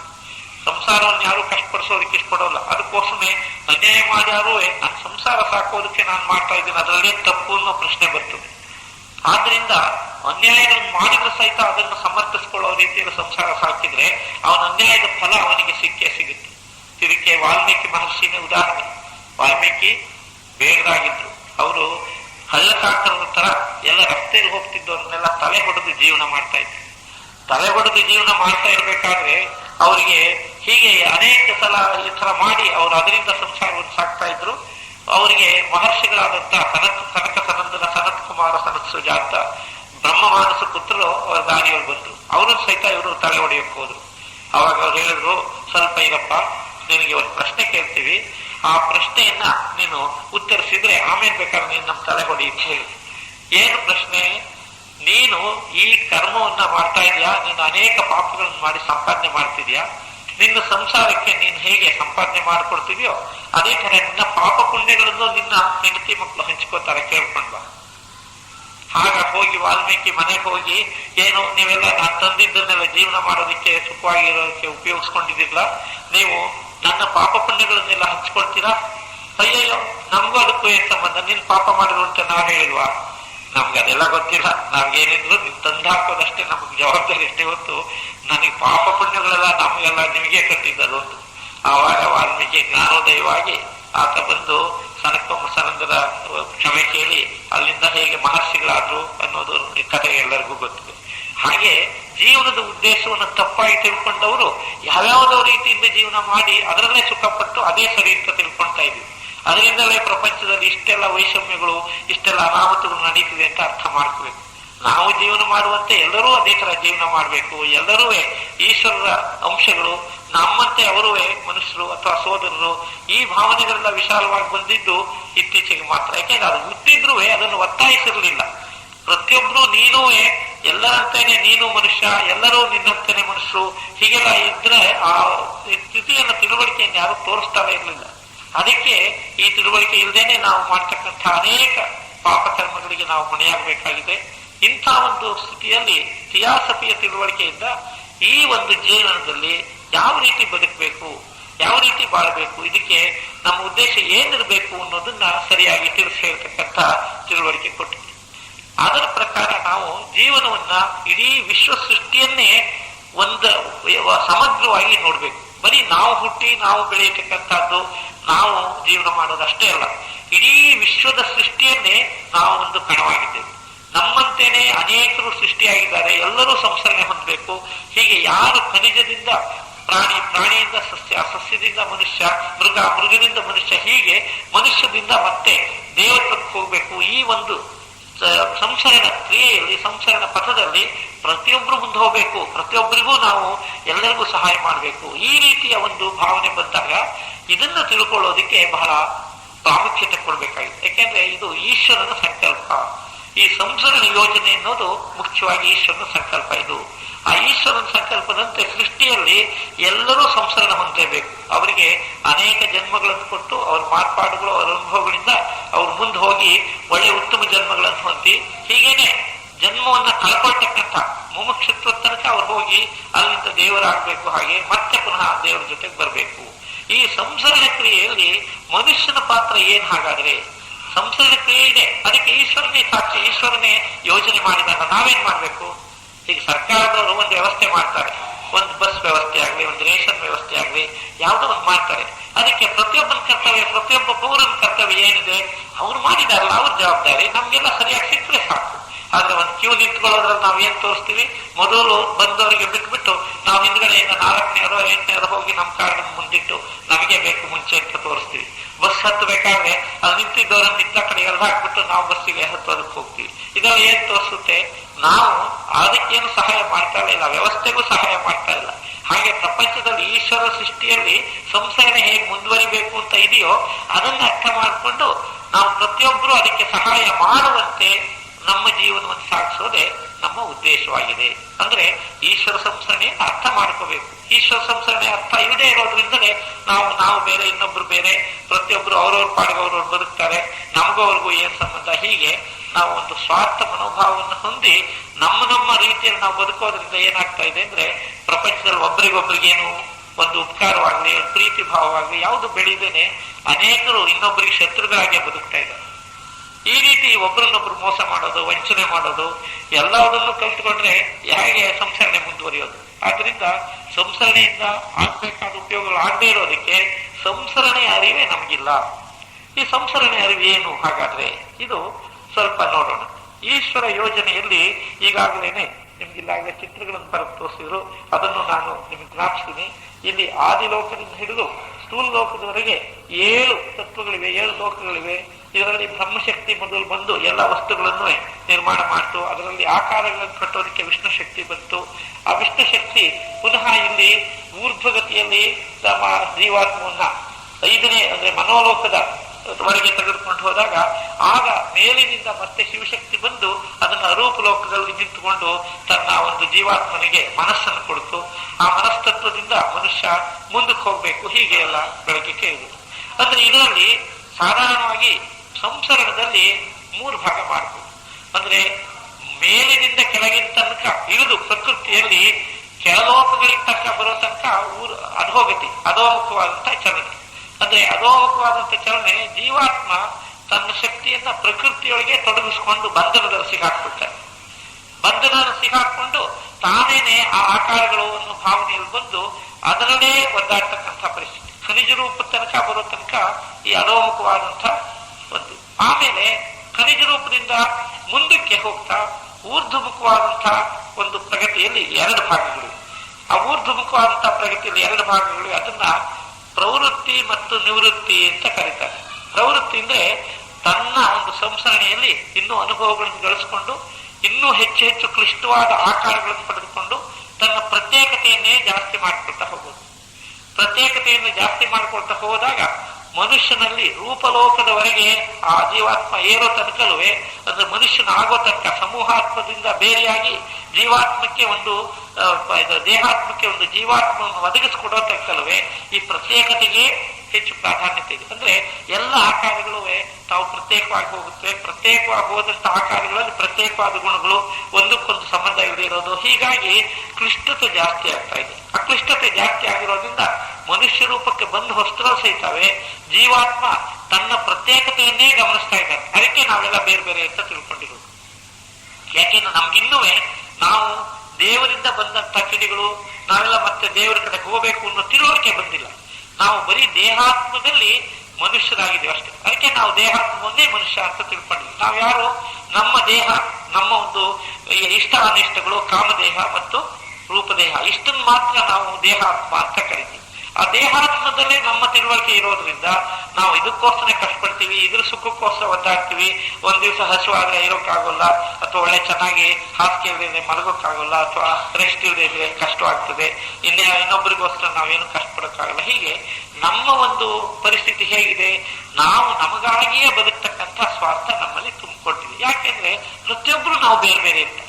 ಪ್ರತಿಯೊಬ್ರು ನೋಡಿ, ಒಂದು ಮನೆಯಲ್ಲಿ ಹುಟ್ಟುವಾಗ ಒಂದು ಮನೆಯಲ್ಲಿ ಇರ್ತಕ್ಕಂಥ ತಂದೆ ತಾಯಿ ಇಬ್ಬರೇ ಇರ್ತಾರೆ. ಅವರಿಗೆ 4 ಜನವೋ 8 ಜನವೋ ಮಕ್ಕಳಾದ್ರೆ, ಇದೀಗಿನ ಕಾಲಲ್ಲ, ಹಿಂದಿನ ಕಾಲದ್ದು 4 ಜನವೋ 8 ಜನವೋ ಮಕ್ಕಳಾದ್ರೆ ಆ ಪ್ರತಿಯೊಬ್ರು ಪ್ರತ್ಯೇಕವಾದಂತಹ ಗುಣಗಳನ್ನು ಹೊಂದುತ್ತಾರೆ. ಯಾಕೆ ಅವರವರ ಹಿಂದಿನ ಸಂಸ್ಕಾರ. ಆ ಪ್ರತ್ಯೇಕವಾದಂತಹ ಗುಣಗಳನ್ನು ಹೊಂದಿದವರು ಸಹಿತವೇ ಇಬ್ರು ಅಣ್ಣತಮ್ಮಂದ್ರು ಯಾರು ಒಟ್ಟಿಗೆ ಅನ್ಯೋನ್ಯವಾಗಿರೋದಿಲ್ಲ. ಅಣ್ಣತಮ್ಮಂದ್ರು ಅಂದ್ರೆ ಅವ್ರು ಏನಾದ್ರೂ ಜಗಳ ಆಡಿದ್ರೆ ಅವ್ರ ಅಣ್ಣತಮ್ಮಂದ್ರು ಇರ್ಬೇಕು ಅಂತ ನೋಡೋ ಹಾಗಾಗುತ್ತೆ. ಮತ್ತು ಅನೇಕರು ಬಹಳ ಘೋರವಾಗಿ ಕಾದಾಡ್ತಾರೆ. ಆದ್ರೆ ಅದೇನೆ ಅವ್ರ ಮನೆಯಲ್ಲಿರ್ತಕ್ಕಂಥ ಹುಡುಗ ಮತ್ತೊಬ್ಬರ ಮನೆಯಲ್ಲಿರ್ತಕ್ಕಂಥ ಹುಡುಗನ ಜೊತೆ ಸ್ನೇಹಿತನಾಗಬಲ್ಲ. ಅವರಲ್ಲಿರ್ತಕ್ಕಂಥ ಗುಣಗಳ ಸಾಮರಸ್ಯ ಇರ್ಬೋದು. ಹೀಗೆ ಗುಣಗಳ ಸಹಿತ ಒಂದೇ ಮನೆಯಲ್ಲಿ ಬೇರೆ ಬೇರೆ ಆಗಿ ಕಾಣೋದ್ರಿಂದ ಇದೇ ಒಂದೇ ಮನುಜ ಕುಲದಲ್ಲಿ ನಾವೆಲ್ಲ ಬೇರೆ ಬೇರೆ ಅಂತ ಪ್ರತ್ಯೇಕತೆಯನ್ನ ಬರೀ ಮನುಷ್ಯರ ಜೀವಾತ್ಮಗಳೇ ಅಲ್ಲ, ಈವನ್ ಪ್ರಾಣಿಗಳು ಪಶು ಪಕ್ಷಿಗಳು ಸಹಿತವೇ ಸಮೂಹಾತ್ಮದಲ್ಲಿ ಸಹಿತ ಬೇರೆ ಆಗೋದಕ್ಕೆ ನೋಡ್ತಾ ಇದ್ರು. ಆ ಬೇರೆ ಆಗೋದ್ರಲ್ಲಿ ಒಂದು ಅನುಕೂಲ ಏನು ಅಂದ್ರೆ, ಪ್ರಾಣಿಗಳ ಸಮೂಹಾತ್ಮದಿಂದ ಒಂದು ಪ್ರಾಣಿ ಬೇರೆ ಆದ್ರೆ ಅದಕ್ಕೆ ಜೀವಾತ್ಮ ಬರ್ತಕ್ಕಂತಹ ಪರಿಸ್ಥಿತಿ ಬಂದಿದೆ, ಅದು ಅನುಕೂಲವಾಗಿದೆ. ಆದ್ರೆ ಮನುಷ್ಯರಲ್ಲಿ ಪ್ರತ್ಯೇಕತೆಯನ್ನ ಹೆಚ್ಚು ಮಾಡ್ಕೊಂಡು ಹೋಗಿ ಮನುಷ್ಯ ಕ್ಲಿಷ್ಟತೆಯನ್ನು ಅನುಭವಿಸಿ ಪ್ರತಿಯೊಬ್ಬರು ಸ್ವಾರ್ಥವನ್ನ ಹೊಂದುತ್ತಾ ಇದೆ. ಈ ಸ್ವಾರ್ಥ ಕಡಿಮೆ ಆಗೋದಕ್ಕೆ ಏನ್ ಮಾಡ್ಬೇಕು? ಇದಕ್ಕೆ ನಮ್ಗೆ ಮೇಲ್ಗಡೆಯಿಂದ ಬರ್ತಕ್ಕಂಥ ಶಿವಶಕ್ತಿ ನಮ್ಮನ್ನು ಪ್ರಚೋದಿಸ್ಬೇಕು. ಅದಕ್ಕೋಸ್ಕರನೇ ನಾವು ಯಾವುದು ಓಂ ಭೂರ್ಭುವಸ್ಸುವಃ ತತ್ಸವಿತೃವರೆಣ್ಯಂ ಭರ್ಗೋ ದೇವಸ್ಯ ಧೀಮಹಿ ಧಿಯೋ ಯೋ ನ ಪ್ರಚೋದಯಾತ್ ಅಂದ್ರೆ ನಾವು ದೇವರನ್ನ ನಮ್ಮ ಬುದ್ಧಿಗಳನ್ನ ಪ್ರಚೋದಿಸು ಅಂತೇಳಿ ಭೂರ್ಭುವಸ್ಸುವ ಲೋಕಗಳಲ್ಲಿ ಮನುಷ್ಯರ ಬುದ್ಧಿಯನ್ನ ಪ್ರಚೋದಿಸ್ತಕ್ಕಂತಹ ಸೂರ್ಯನನ್ನು ನಾವು ಪ್ರಾರ್ಥನೆ ಮಾಡ್ತೀವಿ. ಅಂದ್ರೆ ಇದು ಗಾಯತ್ರಿ ಮಂತ್ರ. ಹೀಗೆ ನಮ್ಮ ಪ್ರಾರ್ಥನೆಯಿಂದ ನಮಗೆ ಶಿವಶಕ್ತಿ ಕರುಣಿಸಿ ಆ ಶಿವಶಕ್ತಿ ಮನುಷ್ಯನನ್ನ ದೇವತ್ವಕ್ಕೆ ಒಯ್ಯೋದು, ಇದು ನಿವೃತ್ತಿ ಮಾರ್ಗ. ಈ ನಿವೃತ್ತಿ ಮಾರ್ಗದಲ್ಲಿ ಏನಾಗ್ತದೆ, ಮನುಷ್ಯ ಆವಾಗ ಈಶ್ವರ ಸಂಕಲ್ಪ ಏನು ಅಂತ ಅರ್ಥ ಮಾಡ್ಕೋಬೇಕು. ಈಗ ನಾವೆಲ್ಲ ಎಲ್ಲಿಗೆ ಬಂದಿದ್ದೀವಿ ಥಿಯಾಸಫಿಯಲ್ಲಿ ಅಂದ್ರೆ, ನಾವಿಷ್ಟು ದಿನ ಪ್ರವೃತ್ತಿ ಮಾರ್ಗದಲ್ಲೇ ಇದ್ದೀವಿ. ನಾವು ಬೇಕಾದಷ್ಟು ಬರೀ ಐಹಿಕ ಭೋಗಗಳಿಗೆ ಆಸೆ ಪಟ್ಟು, ನಮ್ಮ ಒಂದು ಲೌಕಿಕ ಸುಖಕ್ಕೆ ಆಸೆ ಪಟ್ಟು ನಾವು ಮಾಡಬಾರ್ದಿದ್ದೆಲ್ಲ ನಾವು ಮಾಡಬಹುದು, ಮಾಡಿಲ್ಲದೆ ಇರಬಹುದು. ನೀವೆಲ್ಲ ಸಜ್ಜನರು. ಆದ್ರೆ ಇಲ್ಲಿ ಬಂದಿರ್ತಕ್ಕಂಥವ್ರಿಗೆ ಆತರ ಸಾಧ್ಯತೆಗಳು ಇದ್ದಿದ್ರಿಂದ ಅನೇಕರು ಅದನ್ನ ಬಿಟ್ಟು ಇತ್ಲಾ ಕಡೆಗೆ ಹೋಗ್ತಕ್ಕಂಥ ಸಾಧ್ಯತೆ ಇದೆ. ಅಂದ್ರೆ ಪ್ರವೃತ್ತಿ ಇದ್ರೇನು, ನಾನು ಇನ್ನೂ ಈ ಲೌಕಿಕ ಜೀವನದಲ್ಲೇ ಹೆಚ್ಚು ಸುಖ ಪಡ್ಬೇಕು, ಇದನ್ನೇ ಹೊಂದಬೇಕು ಅಂತಕ್ಕಂಥದ್ದು ಪ್ರವೃತ್ತಿ. ಆವಾಗ ನಾವು ಬೇರೆ ಬೇರೆ ಅಂತಕ್ಕಂಥ ಭಾವನೆ ಇರ್ತದೆ. ಅದಕ್ಕಿಂತಲೂ ಈಶ್ವರ ನಮ್ಮನ್ನೆಲ್ಲ ಸೃಷ್ಟಿ ಮಾಡಿದ್ದಾನೆ, ನಾವೆಲ್ಲ ಈಶ್ವರನಿಂದ ಬಂದಂತ ಕಿಡಿಗಳು, ನಾವೆಲ್ಲ ಪುನಃ ಮುಂದಕ್ಕೆ ಹೋಗ್ಬೇಕು, ಈಶ್ವರನ ಹತ್ರ ಹೋಗ್ಬೇಕು. ಹೇಗೆ ನಾವು ಈಶ್ವರನಲ್ಲಿ ಒಂದಾಗಬೇಕು, ನಾವೇ ಈಶ್ವರನ ಸ್ವರೂಪ, ಎಲ್ಲರೂ ಈಶ್ವರನ ಈ ತಿಳುವಳಿಕೆ ಬರಬೇಕಾದ್ರೆ ಆಗ ನಮ್ಗೆ ಪ್ರಪಂಚದಲ್ಲಿರ್ತಕ್ಕಂಥ ಆಸಕ್ತಿ ಕಡಿಮೆಯಾಗಿ ನಾವು ಆ ಕಡೆಗೆ ಹೋಗ್ತಕ್ಕಂತಹ ದೃಷ್ಟಿಯನ್ನು ತಿರುಗಿಸಿದ್ರೆ ಅದಕ್ಕೆ ನಿವೃತ್ತಿ ಮಾರ್ಗ. ಆ ನಿವೃತ್ತಿ ಮಾರ್ಗದಲ್ಲಿ ಪ್ರಪಂಚದಲ್ಲಿರ್ತಕ್ಕಂತಹ ಸುಖಗಳು ತಾತ್ಕಾಲಿಕ, ಇದು ಶಾಶ್ವತವಲ್ಲ. ಈ ದೇಹ ಶಾಶ್ವತವಲ್ಲ, ಇದನ್ನ ನಿತ್ಯವೆಂದು ನಂಬಬೇಕಾಗಿಲ್ಲ. ಇದು ಕೇವಲ ಜೀವನ ಒಂದು ವಾಸ ಅಷ್ಟೇನೆ. ದೇಹಗಳು ಅದರಿಂದ ಇದರಲ್ಲಿ ಜೀವನ ಒಂದು ವಾಸ ಇದೆ. ಜೀವನ ನಾವು ಚೆನ್ನಾಗಿ ಕಾಪಾಡ್ಕೋಬೇಕು. ಜೀವನನ್ನ ಉದ್ಧಾರ ಮಾಡೋದಕ್ಕೆ ದೇಹವನ್ನ ಬಳಸ್ಕೊಳ್ತಾ ಇದೀವಿ, ಒಂದು ಉಪಕರಣ ಇದು. ಇದನ್ನ ನಾವು ಕಂಟ್ರೋಲ್ ಮಾಡ್ಬೇಕು ಹೊರತು ನಾವು ಇದಕ್ಕೆ ಹರಿಯಾಳಾಗಬಾರ್ದು. ಈ ತರ ತಿಳುವಳಿಕೆಗಳು ಬಂದಾಗ ಆವಾಗ ನಮ್ಮ ಮನಸ್ಸು ನಿವೃತ್ತಿ ಮಾರ್ಗದ ಕಡೆಗೆ ಬರುತ್ತೆ. ಇದೇ ಮುಖ್ಯವಾದ ಘಟ್ಟ. ಈ 2ನೇ ಘಟ್ಟದಲ್ಲಿ ನಾವು ಥಿಯಾಸಫಿಯ ಪ್ರಯೋಜನವನ್ನು ಪಡ್ಕೊಳ್ಬೇಕು. ಅದಕ್ಕೆ ನಮ್ಗೆ ಈಶ್ವರನ ಸಂಕಲ್ಪ ಏನು, ಈಶ್ವರನ ಯೋಜನೆ ಏನು, ಇದನ್ನ ಚೆನ್ನಾಗಿ ಅರ್ಥ ಮಾಡ್ಕೊಳ್ಬೇಕು. ಈಗ ನಿವೃತ್ತಿ ಮಾರ್ಗದಲ್ಲಿ ನಾವು ಮುಂದುವರಿಬೇಕಾಗಿದೆ. ಪ್ರವೃತ್ತಿ ಮಾರ್ಗವನ್ನ ಆದಷ್ಟು ಬಿಡ್ಬೇಕು. ಯಾಕೆಂದ್ರೆ ಈ ಒಟ್ಟಿಗೆ ಬಿಟ್ಬಿಟ್ಟು ನಿವೃತ್ತಿ ಮಾರ್ಗ ಬಸ್ ಬದಲಾಯಿಸಿದಾಗಲ್ಲ. ಅದು ಬಸ್ಸು ಈ ಕಡೆಯಿಂದ ಹೋಗ್ತಕ್ಕಂಥ ಬಸ್ಸನ್ನು ಬಿಟ್ಟು ಆ ಕಡೆ ಹೋಗ್ತಕ್ಕಂಥ ಬಸ್ಸಿಗೆ ಹತ್ಬಿಟ್ರೆ ಅದು ಬಹಳ ಸುಲಭ. ಆದ್ರೆ ಪ್ರವೃತ್ತಿ ಮಾರ್ಗವನ್ನು ಬಿಟ್ಟು ನಿವೃತ್ತಿ ಮಾರ್ಗಕ್ಕೆ ಹೋಗೋಕೆ ಇದೆರಡನ್ನು ತಿಳ್ಕೊಂಡ್ರೂ ಅದೇನು ಅಷ್ಟು ಸುಲಭ ಸಾಧ್ಯವಲ್ಲ. ಅಂದ್ರೆ ಮೊದಲು ತಿಳ್ಕೊಳ್ಳೋದಾದ್ರೂ ಬೇಕು. ಈಶ್ವರನ ಸಂಕಲ್ಪ ಏನು, ಈಶ್ವರನ ಯೋಜನೆ ಹೇಗೆ ಎಲ್ಲರನ್ನೂ ಒಂದುಗೂಡಿಸ್ತಕ್ಕಂಥ ಯೋಜನೆ, ಎಲ್ಲರ ಸಂಸಾರಣೆಗೆ ಕಾರಣವಾಗಿರ್ತಕ್ಕಂಥ ಯೋಜನೆ, ಹಾಗೆ ಅಂತ ಹೇಳಿ ಅದನ್ನ ನಾವು ಅರ್ಥ ಮಾಡ್ಕೊಂಡ್ರೆ ಅಟ್ಲೀಸ್ಟ್ ಮೊದಲನೇ ಹೆಜ್ಜೆಗಾದ್ರೂ ನಾವು ಹೋಗ್ಬೋದು, ಆ ದಾರಿಯಲ್ಲಾದ್ರೂ ತಿರುಗಬಹುದು. ಯಾಕೆಂದ್ರೆ ಅದರಿಂದ ನಮ್ಗೊಂದು ಮಾರ್ಗದರ್ಶನ ಸಿಗ್ತದೆ. ಯಾಕೆಂದ್ರೆ ನಾವು ಯಾವ್ದಾದ್ರು ಒಂದು ಹೊಸ ಊರಿಗೆ ಬಂದಾಗ ಯಾರದ್ದೋ ಒಂದು ಮನೆಗೆ ನಾವು ಯಾರನ್ನೋ ಒಬ್ಬರನ್ನ ಕೇಳ್ಕೊಂಡು ಹೋಗ್ದೇನೆ ಸುಮ್ಗೆ ಒಂದು ದಾರಿಯಲ್ಲಿ ಹೋಗ್ಬಿಡ್ತೀವಿ. ಅದು ಸುತ್ತು ಬಳಸ್ಕೊಂಡು ಎಲ್ಲೆಲ್ಲೋ ಹೋಗಿ ಅವ್ರ ಮನೆ ಬಾಗಿಲಿಗೆ ತಂದ್ಬಿಡ್ತದೆ. ಆಮೇಲೆ ಅವ್ರನ್ನ ಕೇಳಿ ಎಲ್ಲಿಂದ ಬಂದ್ರಿ, ನಾವು ಇಲ್ಲೆಲ್ಲೆಲ್ಲೋ ಸುತ್ತಾಕ್ಕೊಂಡು ಬಂದ್ರಿ, ಅಯ್ಯೋ ಅದ್ಯಾಕೆ ಅಷ್ಟು ಕಷ್ಟಪಟ್ರಿ, ನೋಡಿ ಇಲ್ಲೇ ಪಕ್ಕದಲ್ಲೇ ಇದೆ ಬಸ್ ಸ್ಟ್ಯಾಂಡ್ ರಸ್ತೆ, ನೀವು ಹೀಗೆ ಬಂದಿದ್ರೆ 5 ನಿಮಿಷಕ್ಕೆ ನಮ್ಮ ಮನೆಗೆ ಬರ್ಬೋದು ಅಂತ ಕೇಳಿದಾಗ ಆಗ ಆ ಮಾರ್ಗದರ್ಶನದಿಂದ ಮತ್ತೆ ಮುಂದೆ ಸುಖವಾಗಿ ಅವ್ರ ಮನೆಗೆ ಹೋಗಿ ಬರ್ಬೋದು. ಹೀಗೆ ಈಶ್ವರನ ಒಂದು ಯೋಜನೆಯನ್ನು ಅರ್ಥ ಮಾಡಿಕೊಳ್ಳದೇನೆ ನಾವು ಜೀವನದಲ್ಲಿ ಬದುಕ್ತಾ ಇರ್ತಕ್ಕಂಥದ್ದು ಈ ಪ್ರವೃತ್ತಿ ಮಾರ್ಗದಲ್ಲಿ ಇದೇ ಪುನರಪಿ ಮರಣ ಪುನರಪಿ ಜನ ಇದಕ್ಕೆ ಕಾರಣವಾಗ್ತದೆ. ಅಂದ್ರೆ ಅನೇಕ ಸಲ ಈ ಸಂಸಾರ ಬಂಧನಗಳಿಗೆ ಸಿಗ್ತೀವಿ, ಪುಣ್ಯವನ್ನು ಮಾಡೋದಿಲ್ಲ, ಪಾಪವನ್ನು ಮಾಡ್ತೀವಿ, ಹೀಗೆ ನಮ್ಮ ಜೀವನವನ್ನು ತೊಳ್ಳಾಟ ಮಾಡ್ಕೊಂಡಿರ್ತೀವಿ. ಅದಕ್ಕೆ ಕಾರಣ ಏನು? ನಮ್ಮ ಮನಸ್ಸು. ಯಾಕೆಂದ್ರೆ ಮನೆಯು ಮನುಷ್ಯನ ಕಾರಣ ಬಂಧ ಮೋಕ್ಷಯು, ಅಂದ್ರೆ ಬಂಧನಕ್ಕೆ ಮೋಕ್ಷಕ್ಕೆ ಎರಡಕ್ಕೂ ಮನಸ್ಸೇ ಕಾರಣ. ಈ ಮನಸ್ಸಿನ ಬೆಳವಣಿಗೆ ಹೇಗಾಗಿದೆ, ಇದಕ್ಕೆ ಹಿಂದಿನ ಸಂಸ್ಕಾರಗಳು, ಅದಕ್ಕೆ ಬುದ್ಧಿ ಕರ್ಮಾನುಸಾರಿಣಿ. ಅಂದ್ರೆ ನಮ್ಮ ಬುದ್ಧಿ ಈ ಘಳಿಯಲ್ಲಿ ಯಾವ ತರ ವರ್ತಿಸುತ್ತೋ ಅದಕ್ಕೆ ನಾವು ಹಿಂದೆ ಮಾಡಿದಂತ ಕರ್ಮಗಳು. ಒಳ್ಳೆ ಕೆಲಸವನ್ನು ಮಾಡ್ಬೇಕಾದ್ರೆ ಬುದ್ಧಿ ಒಂದ್ಸಲ ಹೂನ್ ತಂದಿದ್ದು ಇನ್ನೊಂದ್ಸಲ ಹೂನ್ ಬಿಡುತ್ತೆ. ಅಂತ ಒಂದು ಉದಾಹರಣೆಯಲ್ಲಿ ಯಾಕೆ ಅವನು ಕರ್ಮ, ಅವನು ಪುಣ್ಯ ಮಾಡೋ ಕೆಲಸ ಮಾಡಿಲ್ಲ ಅವನು, ಅದಕ್ಕೆ ಅವನಿಗೆ ಅದಕ್ಕೆ ಅವಕಾಶ ಇಲ್ಲ. ಈ ತರ ಬುದ್ಧಿ ಕರ್ಮಾನುಸಾರಿಣಿ, ಈ ಮನಸ್ಸು ಎಲ್ಲ ಬಂಧ ಮೋಕ್ಷಕ್ಕೆ ಕಾರಣ. ಈ ಎರಡನ್ನು ನಾವು ಅರ್ಥ ಮಾಡಿಕೊಟ್ರೆ ನಮ್ಮ ಈ ನಡವಳಿಕೆಗಳು ನಮಗೆ ಗೊತ್ತಿಲ್ಲ ಹಾಗೆ ನಮ್ಮನ್ನು ತಪ್ಪುದಾರಿ ನಡೆಸ್ತಾ ಇವೆ. ನಮ್ಮ ಸಂಸ್ಕಾರದಲ್ಲಿ ಇದೆಲ್ಲ ಕುಂದು. ಅದನ್ನ ಸ್ವಲ್ಪ ಅರ್ಥ ಮಾಡಿಕೊಂಡ್ರೆ ನಾವು ನಿಜವಾಗಿಯೂ ಪ್ರವೃತ್ತಿ ಮಾರ್ಗವನ್ನು ಹಿಂದೆ ಸರಿದು ನಿವೃತ್ತಿ ಮಾರ್ಗವನ್ನು ಅನುಸರಿಸೋದಕ್ಕೆ ನಾವು ಎಲ್ಲರೂ ಸಿದ್ಧರಾಗೋಣ. ಅಂದ್ರೆ ಈ ನಿವೃತ್ತಿ ಮಾರ್ಗದಲ್ಲಿ ಹೇಗೆ ಹೋಗ್ಬೇಕು? ಸಾಧಾರಣವಾಗಿ ನಿವೃತ್ತಿ ಮಾರ್ಗ ಅಂತ ಕರ್ಕೊಳ್ಳೋದಕ್ಕಿಂತಲೂ ನಮ್ಮ ಸಂಸರಣೆಯಲ್ಲಿ ಮುಂದಿನ ಹಂತ ಅಂತ ಹೇಳಿ. ಈಗ ನಾವು ನಿವೃತ್ತಿಯಿಂದ ಇದೇನೊಂಥರ ರಿಟೈರ್ಮೆಂಟ್ ತರ ಇದೆಲ್ಲ, ನಾವೆಲ್ಲ ಇರೋದನ್ನೆಲ್ಲ ಬಿಟ್ಬಿಟ್ಟು ಹೋಗ್ಬೇಕಂತ ಯಾರಿಗಾರು ಯೋಚನೆ ಬರ್ಬೋದು. ಹಾಗಲ್ಲ, ಮನಸ್ಸನ್ನ ಯಾವ ದೃಷ್ಟಿಯಿಂದ ಯಾವ ದೃಷ್ಟಿಗೆ ಬದಲಾಯಿಸ್ಕೋಬೇಕು, ದೃಷ್ಟಿಕೋನದ ಬದಲಾವಣೆ. ಇಲ್ಲಿ ತನಕ ಮಾಡ್ತಕ್ಕಂಥ ಈ ಅಪೇಕ್ಷೆಗಳು, ಈ ತಾತ್ಕಾಲಿಕವಾದಂತಹ ಸುಖದ ಅಪೇಕ್ಷೆ, ಇದಕ್ಕೋಸ್ಕರ ಒದ್ದಾಡ್ತಕ್ಕಂಥದ್ದು, ಇದೆಲ್ಲ ಕಡಿಮೆ ಮಾಡಿಕೊಂಡು ಶಾಶ್ವತವಾದಂತಹ ಸುಖ ಯಾವುದು, ಶಾಶ್ವತ ಅಂತ ದಾರಿ ಯಾವುದು, ಅದಕ್ಕೆ ಗುರಿ ಏನು, ಹೀಗೆ ಅವುಗಳನ್ನು ಯೋಚನೆ ಮಾಡ್ತಕ್ಕಂಥದ್ದೇ ನಿವೃತ್ತಿ ಮಾರ್ಗದ ಮೊದಲನೇ ದಾರಿ. ಆದ್ರಿಂದ ಈ ನಿವೃತ್ತಿ ಮಾರ್ಗವನ್ನು ಅನುಸರಿಸಿದ್ರೆ ಈ ಸಂಸರಣೆಯಲ್ಲಿ ಮುಂದೆ ಹೋಗೋದಕ್ಕೆ ನಮಗೆ ಅನುಕೂಲವಾಗ್ತದೆ. ಮತ್ತು ನಮ್ಮಿಂದ ಏನಾಗಬೇಕು, ನಾವು ಸಾರ್ಥಕವಾದ ಜೀವನ ಮಾಡಿದ್ರೆ ನಾವಷ್ಟೇ ಸಂಸರಣೆಯನ್ನು ಮುಂದುವರಿಯೋದಲ್ಲ, ಪ್ರಪಂಚದಲ್ಲಿರ್ತಕ್ಕಂಥ ಎಲ್ಲ ಪಶು ಪಕ್ಷಿ ಮೃಗಗಳು ಪ್ರಾಣಿಗಳು ಇತರ ಮನುಷ್ಯರು ಎಲ್ಲರಿಗೂ ಸಂಸರಣೆಯಲ್ಲಿ ಮುಂದುವರಿತಕ್ಕಂಥ ಅವಕಾಶವಿದ್ದದ್ದನ್ನ ನಾವು ಗಮನಿಸ್ಬೇಕು, ಅವ್ರಿಗೂ ಸಹಾಯ ಮಾಡ್ಬೇಕು. ನಾವು ಹಿಂದಿದ್ರೆ ನಮಗೆ ಮುನ್ನೋರು ಸಹಾಯ ಮಾಡ್ತಾರೆ, ನಮ್ಮನ್ನು ಕರ್ಕೊಂಡು ಹೋಗ್ತಾರೆ. ನಾವು ಮುಂದಿದ್ರೆ ನಮ್ಮ ಹಿಂದಿನವ್ರಿಗೆ ನಾವು ಸಹಾಯ ಮಾಡ್ಕೊಂಡು ಹೋಗ್ಬೇಕು, ಅದೇ ನಮ್ಮ ಕರ್ತವ್ಯ. ಆದ್ರಿಂದಲೇ ಮನುಷ್ಯನಿಗೆ ಯಾವ ತರ ಇರಬೇಕು ಅಂತಂದ್ರೆ, ಸಾಧಾರಣವಾಗಿ ನನಗೆ ಏನ್ ಬೇಕು, ನತ್ವಹಂ ಕಾಮಯೇ ರಾಜ್ಯಂ ನ ಸ್ವರ್ಗಂ ನ ಪುನರ್ಭವಂ ಕಾಮಯೇ ದುಃಖ ತಪ್ತಾನ ಪ್ರಾಣಿನ ಆರ್ತಿ ನಾಶನಂ ಅಂತ ಒಂದು ಶ್ಲೋಕ ಬರ್ತದೆ. ನನಗೆ ಸ್ವರ್ಗ ಬೇಡ, ನನಗೆ ನತ್ವಯೇ ಕಾಮಹಂ ರಾಜ್ಯಂ, ನನಗೆ ರಾಜ್ಯ ಬೇಡ, ನನಗೆ ಸ್ವರ್ಗ ಬೇಡ, ನನಗೆ ಅಪುನರ್ಭವ ಅಂದ್ರೆ ಪುನರ್ಜನ್ಮವಿಲ್ಲದೆ ಇರ್ತಕ್ಕಂಥ ಮೋಕ್ಷ ಸಹಿತ ಬೇಡ. ನನಗೇನ್ ಬೇಕಪ್ಪ ಅಂದ್ರೆ, ನನಗೆ ಕಾಮಯೇ ದುಃಖ ತಪ್ತಾನ ಪ್ರಾಣಿನ ಆರ್ತಿ ನಾಶನಂ, ದುಃಖ ತಪ್ತರಾಗಿರ್ತಕ್ಕಂಥ ಪ್ರಾಣಿಗಳ ಆರ್ತಿ ನಾಶನ ಮಾಡತಕ್ಕಂಥ ಶಕ್ತಿಯನ್ನು ನನಗೆ ಕೊಡು ಅಂತ ದೇವರನ್ನು ಕೇಳ್ಕೋಬೇಕು. ಅಂಥದ್ದು ಈ ನಿವೃತ್ತಿ ಮಾರ್ಗಕ್ಕೆ ಸಹಾಯವಾಗ್ತಕ್ಕಂಥ ಒಂದು ರೀತಿ. ಅಂದ್ರೆ ಈ ನಿವೃತ್ತಿ ಮಾರ್ಗದಲ್ಲಿ ಮುಂದುವರಿಯೋದು ಹೇಗೆ, ಇದಕ್ಕೆ ಈಶ್ವರ ಯೋಜನೆಯಲ್ಲಿ ಅರ್ಥ ಮಾಡ್ಕೊಳ್ಳೋದು. ಈಶ್ವರ ಯೋಜನೆ ಏನಿದೆ, ಎಲ್ಲರೂ ಸಂಸರಣೆ ಹೊಂದ್ರಿ. ಆ ಸಂಸರಣೆಯಲ್ಲಿ ಅನೇಕರು ಅನೇಕ ತರದ ಮಟ್ಟದಲ್ಲಿ ಇರ್ತಾರೆ. ಕೆಲವರು ಇನ್ನೂ ಬೆಳೆದೇ ಇರ್ತಕ್ಕಂಥ ಜೀವರು ಇರ್ತಾರೆ, ಕೆಲವರು ಬೆಳೆದವರು ಇರ್ತಾರೆ, ಕೆಲವರು ಮುಂದೆ ಹೋಗಿ ಜೀವನ್ಮುಕ್ತರಾಗೋ ಸ್ಥಿತಿಯಲ್ಲಿ ಇರ್ತಾರೆ.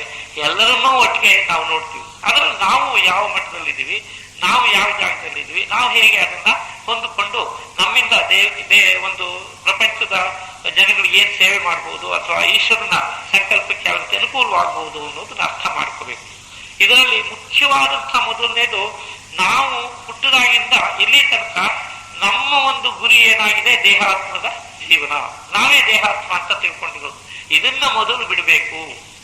ಅಲ್ಲಿಗೆ ಮೊಟ್ಟ ಮೊದಲನೇ ಗುರುತು ಏನು ಅಂದ್ರೆ, ನಾವು ಈ ದೇಹಾತ್ಮ ಇದೇ ಅಭ್ಯಾಸ ಆಗ್ಬಿಟ್ಟಿದೆ. ಯಾಕೆಂದ್ರೆ ಮೊದಲು ನಮಗೆ ದೇಹಾತ್ಮವನ್ನೇ ಗುರುಸಿ ನಾವೇನ ಅದು ಅಂತ ಹೇಳ್ತಕ್ಕಂಥ ಒಂದು ಅಭ್ಯಾಸ ಬಂದ್ಬಿಟ್ಟಿದೆ. ಆದ್ರಿಂದ ನಾವು ಜೀವಾತ್ಮ, ಈ ದೇಹಾತ್ಮದಲ್ಲಿ ಇರ್ತಕ್ಕಂಥ ಜೀವಾತ್ಮ ನಮ್ಗೆ ಎಷ್ಟೋ ಜನ್ಮಗಳಾಗೋಗಿದೆ, ನಾವು ಇನ್ನೂ ಮುಂದುವರಿಬೇಕಾಗಿದೆ. ಆದ್ರಿಂದ ಇದೇ ನಮ್ಮ ಶಾಶ್ವತವಾದಂತಹ ಜನ್ಮವಲ್ಲ, ಇನ್ನೂ ಮುಂದುವರಿಬೇಕು. ಮುಂದುವರಿಯೋದು ಹೇಗೆ ಅಂದ್ರೆ, ಈಗ ನಾವು ಇರ್ತಕ್ಕಂಥ ಜೀವಾತ್ಮದಲ್ಲಿ ದೇಹಾತ್ಮದಲ್ಲಿ ಇದೇ ನಾವು ಅಂತ ತಿಳ್ಕೊಳ್ಳೋದು ತಪ್ಪು. ಅಂದ್ರೆ ಇದರ ಪೋಷಣೆಗೆ ನಾವು ಕಷ್ಟಪಡ್ತೀವಿ, ಅಲ್ಲಿ ಸ್ವಾರ್ಥ ಬರುತ್ತೆ. ನಾವು ಯಾವಾಗ ದೇಹಾತ್ಮಕ್ಕೋಸ್ಕರ ನಾವು ಕಷ್ಟಪಡ್ತೀವಿ, ದೇಹಾತ್ಮ ಬುದ್ಧಿ ಅಂತಲೇ ಅದಕ್ಕೆ ದೇಹಾತ್ಮ ಬುದ್ಧಿಯಿಂದ ನಾವು ಜೀವನ ಮಾಡ್ತಾ ಇರೋದ್ರಿಂದ ನಮ್ಮ ದೇಹಾತ್ಮದ ಜೊತೆಗೆ ನಮ್ಮ ಮಕ್ಕಳು ಮರಿಗಳ ದೇಹಾತ್ಮ, ಅವ್ರಿಗೆ ಸಹಿತ ನಾವು ಜೀವಾತ್ಮ ಇದೆ, ಇವ್ರು ಯಾವುದೋ ಋಣಾನುಬಂಧದಿಂದ ನಮ್ಮ ಹೆಂಡತಿ ಆಗ್ಲಿ ಮಕ್ಕಳಾಗ್ಲಿ ಆಗಿದ್ದಾರೆ ಅಂತ ತಿಳ್ಕೊಳ್ಳಲ್ಲ. ಇವ್ರು ನಮ್ಮ ಮಕ್ಕಳು ಮರಿ, ಶಾಶ್ವತವಾಗಿ ಇವರೆಲ್ಲ ನಮ್ಮ ಜೊತೆಯಲ್ಲಿ ಇರ್ತಾರೆ. ಯಾಕೆಂದ್ರೆ ಅವ್ರು ಹೋದಾಗ ಎಷ್ಟು ದುಃಖವಾಗುತ್ತೆ ನೋಡಿ, ಅಥವಾ ಅವ್ರಿಗೆ ನಾವು ಹೋದಾಗ ಎಷ್ಟು ದುಃಖವಾಗುತ್ತೆ. ಈ ಒಂದು ಗುಂಪನ್ನ ನಾವು ಶಾಶ್ವತ ಅಂತ ತಿಳ್ಕೊತೀವಿ. ಯಾಕೆಂದ್ರೆ ಅವರನ್ನು ಸಹಿತ ತಪ್ಪುದಾರಿ ಕರ್ಕೊಂಡು ಹೋಗ್ತೀವಿ, ಅಥವಾ ಅವ್ರು ನಮ್ಮನ್ನು ತಪ್ಪುದಾರಿಗೆ ಎಳಿಬಹುದು. ಈ ದೇಹಾತ್ಮ ಬುದ್ಧಿಯಿಂದ ಜೀವನ ನಡೆಸುವಾಗ ಸ್ವಾರ್ಥವೇ ಮೈಗೂಡಿಸ್ಕೊಂಡಿತ್ತು. ಯಾಕೆಂದ್ರೆ ಸ್ವಾರ್ಥವನ್ನ ನಮ್ಗೆ ಗೊತ್ತಿಲ್ಲದ ಹಾಗೆ ಅಲ್ಲಿ ತಂದು ಹಾಕ್ಬಿಡ್ತಾರೆ ದೇವರು. ಪ್ರತಿಯೊಂದು ನನಗಾಗಬೇಕು, ಪ್ರತಿಯೊಂದು ನನಗಾಗಬೇಕು. ಏನು ಎಷ್ಟು ದುಡಿದ್ರು ಸಾಲದು, ಎಷ್ಟು ಇದು ಮಾಡಿದ್ರು ಸಾಲದು, ಎಷ್ಟು ಕೋಟಿಗಳನ್ನು ಸಂಪಾದನೆ ಮಾಡಿಕೊಂಡು ಸಾಲದು. ದೇಶಕ್ಕೆ ಮೋಸ ಮಾಡಿ 1,000 ಕೋಟಿಯನ್ನ ಆಸ್ತಿ ಮಾಡಿಕೊಳ್ತಕ್ಕಂಥ ವ್ಯಕ್ತಿ ಎಷ್ಟು ಸ್ವಾರ್ಥಿಯಾಗಿರ್ಬೇಡ. ಅಂತ ಒಂದು ಉದಾಹರಣೆ ನಮ್ಗೆ ಇವತ್ತು ಸಿಗ್ತಾ ಇದೆ. ಯಾಕೆಂದ್ರೆ ಅವರೆಲ್ಲ ದೊಡ್ಡ ದೊಡ್ಡವ್ರನ್ನ ತಿಳ್ಕೊಂಡವ್ರು ಸಹಿತ ಇವತ್ತು ಕೋರ್ಟ್ ಬಾಗಿಲಿನಲ್ಲಿ ನಿಂತಿದ್ದಾರೆ ಸಮನ್ಸ್ ತಗೊಂಡು. ಅಂಥವ್ರು ಯಾಕೆ ಮಾಡಿದ್ರೆ ಅದನ್ನ? ಅವರಿಗೆ ಏನೋ ಒಂದು ಸ್ವಾರ್ಥ ಇದೆ. ಅವರು ರಾಜಕಾರಣದಲ್ಲಿ ರಾಷ್ಟ್ರ ಮುಂದುವರಿಯೋ ಸ್ವಾರ್ಥ, ಯಾವುದೋ ಒಂದು ರೀತಿ ಸ್ವಾರ್ಥ. ಈ ಸ್ವಾರ್ಥವನ್ನು ಬಿಟ್ಟು ನಾನು ಕೇವಲ ದೇಹಾತ್ಮವಲ್ಲ, ನಾನು ಅನೇಕ ಜನ್ಮಗಳಿಂದ ಎತ್ತಿ ಈ ಜನ್ಮದಲ್ಲೂ ಟೆಂಪ್ರರಿ ಆಗಿರ್ತಕ್ಕಂಥ ಜೀವಾತ್ಮ, ನನ್ನ ಜೀವಾತ್ಮನ ಅಭಿವೃದ್ಧಿಗೆ ನಾನು ಕೆಲಸ ಮಾಡಬೇಕಾಗಿದೆ. ಅದಕ್ಕೆ ಅಭಿವೃದ್ಧಿ ಆಗ್ಬೇಕಾದ್ರೆ ನಾನು ಈಶ್ವರ ಯೋಜನೆಗೆ ಸಹಾಯ ಮಾಡಬೇಕಾಗಿದೆ. ಈಶ್ವರ ಯೋಜನೆಗೆ ಸಹಾಯ ಮಾಡಬೇಕಾದ್ರೆ ಎಲ್ಲ ಸಂಸ್ಕರಣೆಯನ್ನು ಅರ್ಥ ಮಾಡಿಕೊಂಡು ಪ್ರತಿಯೊಂದಕ್ಕೂ ಸಂಸ್ಕರಣೆಗೆ ಅವಕಾಶ ಮಾಡಿಕೊಡ್ತಾ ನಾನು ನನ್ನ ದಾರಿಯನ್ನ ಮುಂದುವರಿಸ್ತಾ ಎಲ್ಲ ಮಾಡ್ತಾ ಹೋದ್ರೆ ಆಗ ನಾವು ನಿಜವಾದಂಥ ರೀತಿಯಲ್ಲಿ ಸ್ವಾರ್ಥವನ್ನು ಬಿಟ್ಟು ನಿಸ್ವಾರ್ಥಿಗಳಾಗಬೇಕಾಗುತ್ತೆ. ನಿಸ್ವಾರ್ಥಿಗಳಾದ್ರೆ ಅವಾಗ ಎಲ್ಲರನ್ನೂ ನಾವೇ ಒಂದೇ ರೀತಿ ನೋಡ್ಬೋದು. ಯಾಕೆಂದ್ರೆ ಈಗ ಎಲ್ಲದರಲ್ಲೂ ಸೂರ್ಯನ ಪ್ರತಿಬಿಂಬ ಕಾಣುತ್ತೆ. ಆದ್ರೆ ಆ ಸೂರ್ಯನ ಪ್ರತಿಬಿಂಬ ಕಂಡ್ರೆ ಎಲ್ಲಾ ಸೂರ್ಯಗಳು ಬೇರೆ ಬೇರೆ ಅಂತ ನಾವು ತಿಳ್ಕೊಂಡಾಗಾಯ್ತು. ಪ್ರತಿಯೊಂದು ಸೂರ್ಯನು, ಇದು ಬಿಸಿ ನೀರಿನ ಸೂರ್ಯ, ಇದು ಕೊಳಕು ನೀರಿನ ಸೂರ್ಯ, ಇದು ಇನ್ನೊಂದು ಕೆಮ್ಮಣ್ಣು ನೀರಿನ ಸೂರ್ಯ ಅಂತಂದ್ರೆ ಆ ಸೂರ್ಯಗಳೆಲ್ಲ ಬೇರೆ ಬೇರೆನೆ. ಒಂದೇ ಸೂರ್ಯನ ಪ್ರತಿಬಿಂಬ ಅಲ್ಲಿರ್ತಕ್ಕಂಥದ್ದು. ಆ ಒಂದೇ ಸೂರ್ಯನ ಪ್ರತಿಬಿಂಬ ಹೇಗೆ ಎಲ್ಲ ಪಾತ್ರೆಗಳನ್ನು ಬೆಳಗುತ್ತೋ ಹಾಗೆ ಒಂದೇ ಈಶ್ವರನ ಅಂಶ ಎಲ್ಲಾ ಜೀವಿಗಳನ್ನು ಬೆಳಗ್ತಾ ಇದೆ. ಅದಕ್ಕೋಸ್ಕರ ಪ್ರತಿ ಅಣುವಿನಲ್ಲಿಯೂ ಬೆಳಗುತ್ತಿರುವ ಗುಪ್ತ ಚೇತನವೇ ಅಂತ ನಮ್ಮ ವಿಶ್ವ ಪ್ರಾರ್ಥನೆಯಲ್ಲಿ ಸೋದರಿ ಅನಿಬೆಸೆಂಟ್ ಹೇಳಿದ್ದಾರೆ.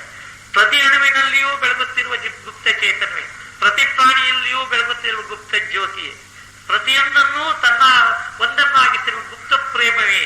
ಈ ಪ್ರೇಮವೇ ನಮ್ಮನ್ನೆಲ್ಲ ಒಂದುಗೂಡಿಸಿರೋದು. ಯಾಕೆಂದ್ರೆ ನಾವು ಏನಾದ್ರು ಸಂದರ್ಭವಿದ್ದಾಗ ನಮ್ಗೆ ಇನ್ಯಾವ ಬಾಧೆಯೂ ಇಲ್ಲದಿದ್ರೆ ಎಲ್ಲರನ್ನೂ ಪ್ರೀತಿಸ್ತೀವಿ. ಯಾವುದೋ ಒಂದು ಬಾಧೆ ಬರುತ್ತೆ, ಅವರು ನಮಗೆ ರೈವಲ್ಸು, ಅವರು ನಮಗೆ ಆಗದೆ ಇದ್ದವರು, ಅವರು ನಮಗೆ ಈ ಸ್ಪರ್ಧಿಗಳು, ಈ ತರ ಎಲ್ಲ ಕನ್ಸಿಡರೇಷನ್ ಬಂದಾಗ, ಅಥವಾ ಅವರು ನಮಗೆ ಆಗದೆ ಇದ್ದನ್ನು ಮಾಡಿದ್ದು, ಹೀಗೆಲ್ಲ ಮಾಡಿದಾಗ ಅವ್ರ ಮೇಲೆ ದ್ವೇಷ ಅಸೂಯೆಗಳು ಶುರುವಾಗುತ್ತೆ. ಏನು ಮಾಡದೆ ಇದ್ದವ್ರನ್ನ ಕಂಡ್ರೆ ನಮಗೆ ದ್ವೇಷಕ್ಕೆ ಬರುತ್ತೆ. ಕಾರಣ ಏನಲ್ಲ, ಅವ್ರನ್ನ ಖಂಡಿತ ಪ್ರೀತಿಸ್ತೀವಿ. ಅದರಲ್ಲೂ ಹೊಸಬರನ್ನು 100 ಜನ ನೋಡಿದ್ರೆ ನಮ್ಗೆ ಅವರ ಪ್ರೀತಿ ಇಲ್ಲದೆ ಇರೋದಕ್ಕೆ ಕಾರಣ ಇಲ್ಲ. ಯಾಕೆ ಕಾರಣ ಏನು ಅಂದ್ರೆ ನಮ್ಗೇನು ಕಾರಣವಿಲ್ಲದೆ ಇದ್ರು ನಿರ್ವ್ಯಾಜವಾದಂತಹ ಪ್ರೀತಿ ಯಾಕೆ ಬರುತ್ತಪ್ಪ ಅಂದ್ರೆ ಅವರಲ್ಲೂ ನಮ್ಮಲ್ಲೂ ಇರ್ತಕ್ಕಂಥ ಅಂತರಂಗದಲ್ಲಿರುವ ಪರಮಾತ್ಮ ಅದೇ ಈಶ್ವರಾಂಶ. ಆ ಈಶ್ವರಾಂಶವನ್ನು ನಾವೆಲ್ಲ ಕಡೆಯಿಂದ ನೋಡಿದ್ರೆ ನಮ್ಗೆ ಯಾರನ್ನಾದ್ರೂ ಕಂಡ್ರೆ ದ್ವೇಷ ಬರುತ್ತೆ, ಅಸೂಯೆ ಬರುತ್ತೆ, ಅಥವಾ ಸಿಟ್ಟು ಬರುತ್ತೆ, ಏನು ಬರ್ಬೇಕಾಗಿಲ್ಲ. ಅದೆಲ್ಲ ಬರೋದು ಯಾಕೆಂದ್ರೆ ಸೂರ್ಯನಿಗೆ ಹೇಗೆ ಮೋಡ ಅಡ್ಡ ಬಂದಾಗ ಕತ್ತಲಾಗುತ್ತ ಹಾಗೆ ನಮ್ಮ ಮನಸ್ಸಿನಲ್ಲಿರ್ತಕ್ಕಂಥ ಮೋಡಗಳು, ನಮ್ಮ ಮನಸ್ಸಿನಲ್ಲಿರ್ತಕ್ಕಂಥ ತೆರೆಗಳು ಅವರ ಮೇಲೆ ನಮ್ಮ ಕೋಪವನ್ನ ಸೂಚಿಸಬಹುದು, ನಮ್ಮ ಸ್ವಭಾವವನ್ನು ಬದಲಾಯಿಸಬಹುದು. ಇಂಥ ಕಾರಣದಿಂದ ಆಗುತ್ತೆ ಹೊರತು ಇನ್ನೇನು ನಿಜವಾಗಿ ಮನುಷ್ಯರಲ್ಲಿ ಯಾವ ತರದ ಭೇದ ಭಾವವೂ ಇರಕೂಡದು. ಅವರೆಲ್ಲರೂ ಪ್ರೀತಿಯಿಂದ ವರ್ತಿಸಬೇಕು. ಇದೇ ಶಾಶ್ವತವಾದಂತಹ ಒಂದು ರೀತಿ. ಇದಕ್ಕೆ ಶ್ರೇಯಸ್ಕರವಾದಂತಹ ರೀತಿ ಅಂತ ಹೇಳ್ಬೋದು. ನಾವು ಸ್ವಾರ್ಥಿಗಳಾಗಿರೋದೆಲ್ಲ ಪ್ರೇಯಸ್ಸಿಗಾಗಿ, ನಮಗೆ ತಾತ್ಕಾಲಿಕ ಸುಖವನ್ನು ಪಡೆಯೋದಕ್ಕಾಗಿ. ಶಾಶ್ವತವಾದ ಸುಖವನ್ನು ಪಡೆಯೋದಕ್ಕೆಲ್ಲ ಈ ಶ್ರೇಯಸ್ಕರವಾದ ಮಾರ್ಗವನ್ನು, ಅದೇನೆ ಈ ಈಶ್ವರ ಸಂಸ್ಕರಣೆ, ಈಶ್ವರನ ಯೋಜನೆ ಸಂಸ್ಕರಣೆ. ಇಂಥದ್ದನ್ನ ತಿಳ್ಕೋಬೇಕಾದ್ರೆ ನಾವು ಏನೇನು ಗುಣಗಳನ್ನ ನಾವು ಮಾಡ್ಬೇಕು, ಏನೇನು ಗುಣಗಳನ್ನ ನಾವು ಅಳವಡಿಸ್ಕೋಬೇಕು, ಹೇಗೆ ನಿಸ್ವಾರ್ಥಿಗಳಾಗೋದು ಹೇಗೆ. ನಾವು ಇಷ್ಟು ದಿನವೂ ಸ್ವಾರ್ಥಿಗಳಾಗಿದ್ದೀವಿ. ಈಗ ನಮಗೆ ಮಾತ್ರ ಕ್ರಿಯಾಪತಿ ಗೊತ್ತಿಲ್ಲ, ಅಲ್ಲಿಗೆ ಹೋದ ಜನ್ಮದಲ್ಲಿ ಗೊತ್ತಿರ್ಲಿಲ್ಲ. ಒಂದು ಜನ್ಮಕ್ಕೂ ಇನ್ನೊಂದು ಜನ್ಮಕ್ಕೂ ನಾವು ಎಷ್ಟು ಕಾಲ ಹಾಗೆ ಇದ್ಕೋ ಗೊತ್ತಿಲ್ಲ ನಮ್ಗೆ. 50 ವರ್ಷ 100 ವರ್ಷ ರಾಮಪ್ಪನ ರಕ್ಷಣೆ ಕೊಡಿಸ್ಬೇಕು. ಯಾಕೆಂದ್ರೆ ಅನೇಕ ವರ್ಷಗಳಿಂದ ನಾವು ಜನ್ಮಗಳನ್ನೆತ್ತೆ ಹಾಗೆ ಇದ್ವೇನೋ, ಅವಾಗ ಏನೇನಾಗಿದೆ ಪ್ರಪಂಚದಲ್ಲಿ ಅಂತೂ. ಈಗ ಕ್ರಿಯಾಸತಿ ಇರುವಾಗ ನಾವು ಪ್ರಪಂಚದಲ್ಲಿ ಜನ್ಮ ಎತ್ತಿರೋದೇ ಮೊದಲನೇ ಪುಣ್ಯ ನಮ್ಗೆ. ಯಾಕೆಂದ್ರೆ ಕ್ರಿಯಾಸತಿ ಈಗ ಪ್ರಚಲಿತವಾಗಿರುವ ಕಾಲದಲ್ಲಿ ನಾವಿಲ್ಲಿ ಜನ್ಮ ಎತ್ತಿದ್ದೀವಿ, ಇದ್ರ ಬಗ್ಗೆ ತಿಳ್ಕೊತಿದೀವಿ ಅನ್ನೋದು ನಮ್ಮ ಪುಣ್ಯ ವಿಶೇಷ. ಅದೇ ನಮಗೆ ಒಂದು ಅಭಿವೃದ್ಧಿ ಸೂಚನೆ. ಅದಕ್ಕೋಸ್ಕರ ನಾವೆಲ್ಲ ಒಳ್ಳೆಯ ಸಂಸ್ಕಾರ ಹೊಂದೋರೆ ಆಗಿರ್ಬೇಕು. ಆದ್ರೆ ಇನ್ನು ಮುಂದಕ್ಕೂ ಏನ್ ಮಾಡ್ಬೇಕು ಅನ್ನೋದು ತಿಳ್ಕೊಳ್ಳೋದಿಕ್ಕೆ ನಮ್ದೆಲ್ಲ ಸ್ವಾರ್ಥಗಳನ್ನ ನಾವು ಕಡಿಮೆ ಮಾಡ್ಕೋಬೇಕು ಮತ್ತು ನಿಸ್ವಾರ್ಥಿಗಳಾಗ್ಬೇಕು. ಸ್ವಾರ್ಥ ಏನಾಗುತ್ತೆ, ಮನುಷ್ಯರನ್ನೆಲ್ಲ ಪ್ರತ್ಯೇಕಿಸ್ತಾ ಹೋಗುತ್ತೆ. ಎಲ್ಲ ಬೇರೆ ಬೇರೆ ಅನ್ನೋ ಭಾವನೆ ಬರುತ್ತೆ. ನಿಸ್ವಾರ್ಥತೆ ಏನಾಗುತ್ತೆ, ಮನುಷ್ಯರನ್ನೆಲ್ಲ ಒಂದುಗೂಡಿಸುತ್ತೆ, ಎಲ್ಲರನ್ನೂ ಪ್ರೀತಿ ಪ್ರೇಮದಿಂದ ಸೇರಿಸುವಂತೆ ಮಾಡ್ತಾರೆ. ಅದಕ್ಕೆ ಎಲ್ಲರನ್ನೂ ಒಂದನ್ನಾಗಿಸಿರುವ ಗುಪ್ತ ಪ್ರೇಮವೇ.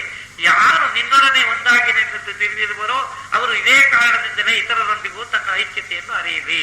ನಾವು ಈಶ್ವರನೊಂದಿಗೆ ನಾವು ಒಂದಾಗಿದ್ದೀವಿ, ನಾವು ಈಶ್ವರನ ಒಂದು ಸಾಮೀಪ್ಯವನ್ನು ಬಯಸ್ತೀವಿ ಅಂತಂದ್ರೆ, ದೇವರ ಒಂದು ಸಾಮೀಪ್ಯವನ್ನು ಬಯಸಿದ್ರೆ ಎಲ್ಲರನ್ನೂ ಪ್ರೀತಿಸ್ಬೇಕು. ಅದಕ್ಕೆ ಜನಸೇವೆಯೇ ಜನಾರ್ದನ ಸೇವೆ ಅಂತ ಕರೆದಿದ್ದಾರೆ. ಜನಸೇವೆ ಮಾಡಿದ್ರೆ ಜನಾರ್ದನ ಸೇವೆ ಯಾಕೆ ಹಾಗೆ? ಜನಾರ್ದನ ನಮ್ಮೆದುರಿಗೆ ಇನ್ಯಾವ ರೂಪದಲ್ಲಿ ಬರ್ತಾರೆ. ಅದಕ್ಕೆ ಜನತಾ ಜನಾರ್ದನರು ಅಂತ ನಮ್ಮ ರಾಜಕಾರಣಿಗಳು ಬಹಳ ಚೀಪ್ ಆಗಿ ಉಪಯೋಗಿಸ್ತಕ್ಕಂಥ ಒಂದು ಪದ ಉಪಯೋಗಿಸ್ತಾರೆ. ಅದನ್ನಂತೂ ಸಮದೋಗ್ಬಿಟ್ಟಿದೆ ಅದು, ಜನತಾ ಜನಾರ್ದನರು ಅಂತ ಹೇಳಿ. ಆದ್ರೆ ನಾವು ಎಲ್ಲರನ್ನೂ ಜನಾರ್ದನ ಸ್ವರೂಪವಾಗಿ ನೋಡ್ಬೋದು. ಇಂಥ ಒಂದು ರೀತಿಯಲ್ಲಿ ನಾವು ಹೇಗೆ ಬದಲಾವಣೆ ಮಾಡ್ಕೋಬೇಕು? ನಮ್ಮಲ್ಲಿರ್ತಕ್ಕಂಥ ಅನೇಕ ದುರ್ಗುಣಗಳಿವೆ.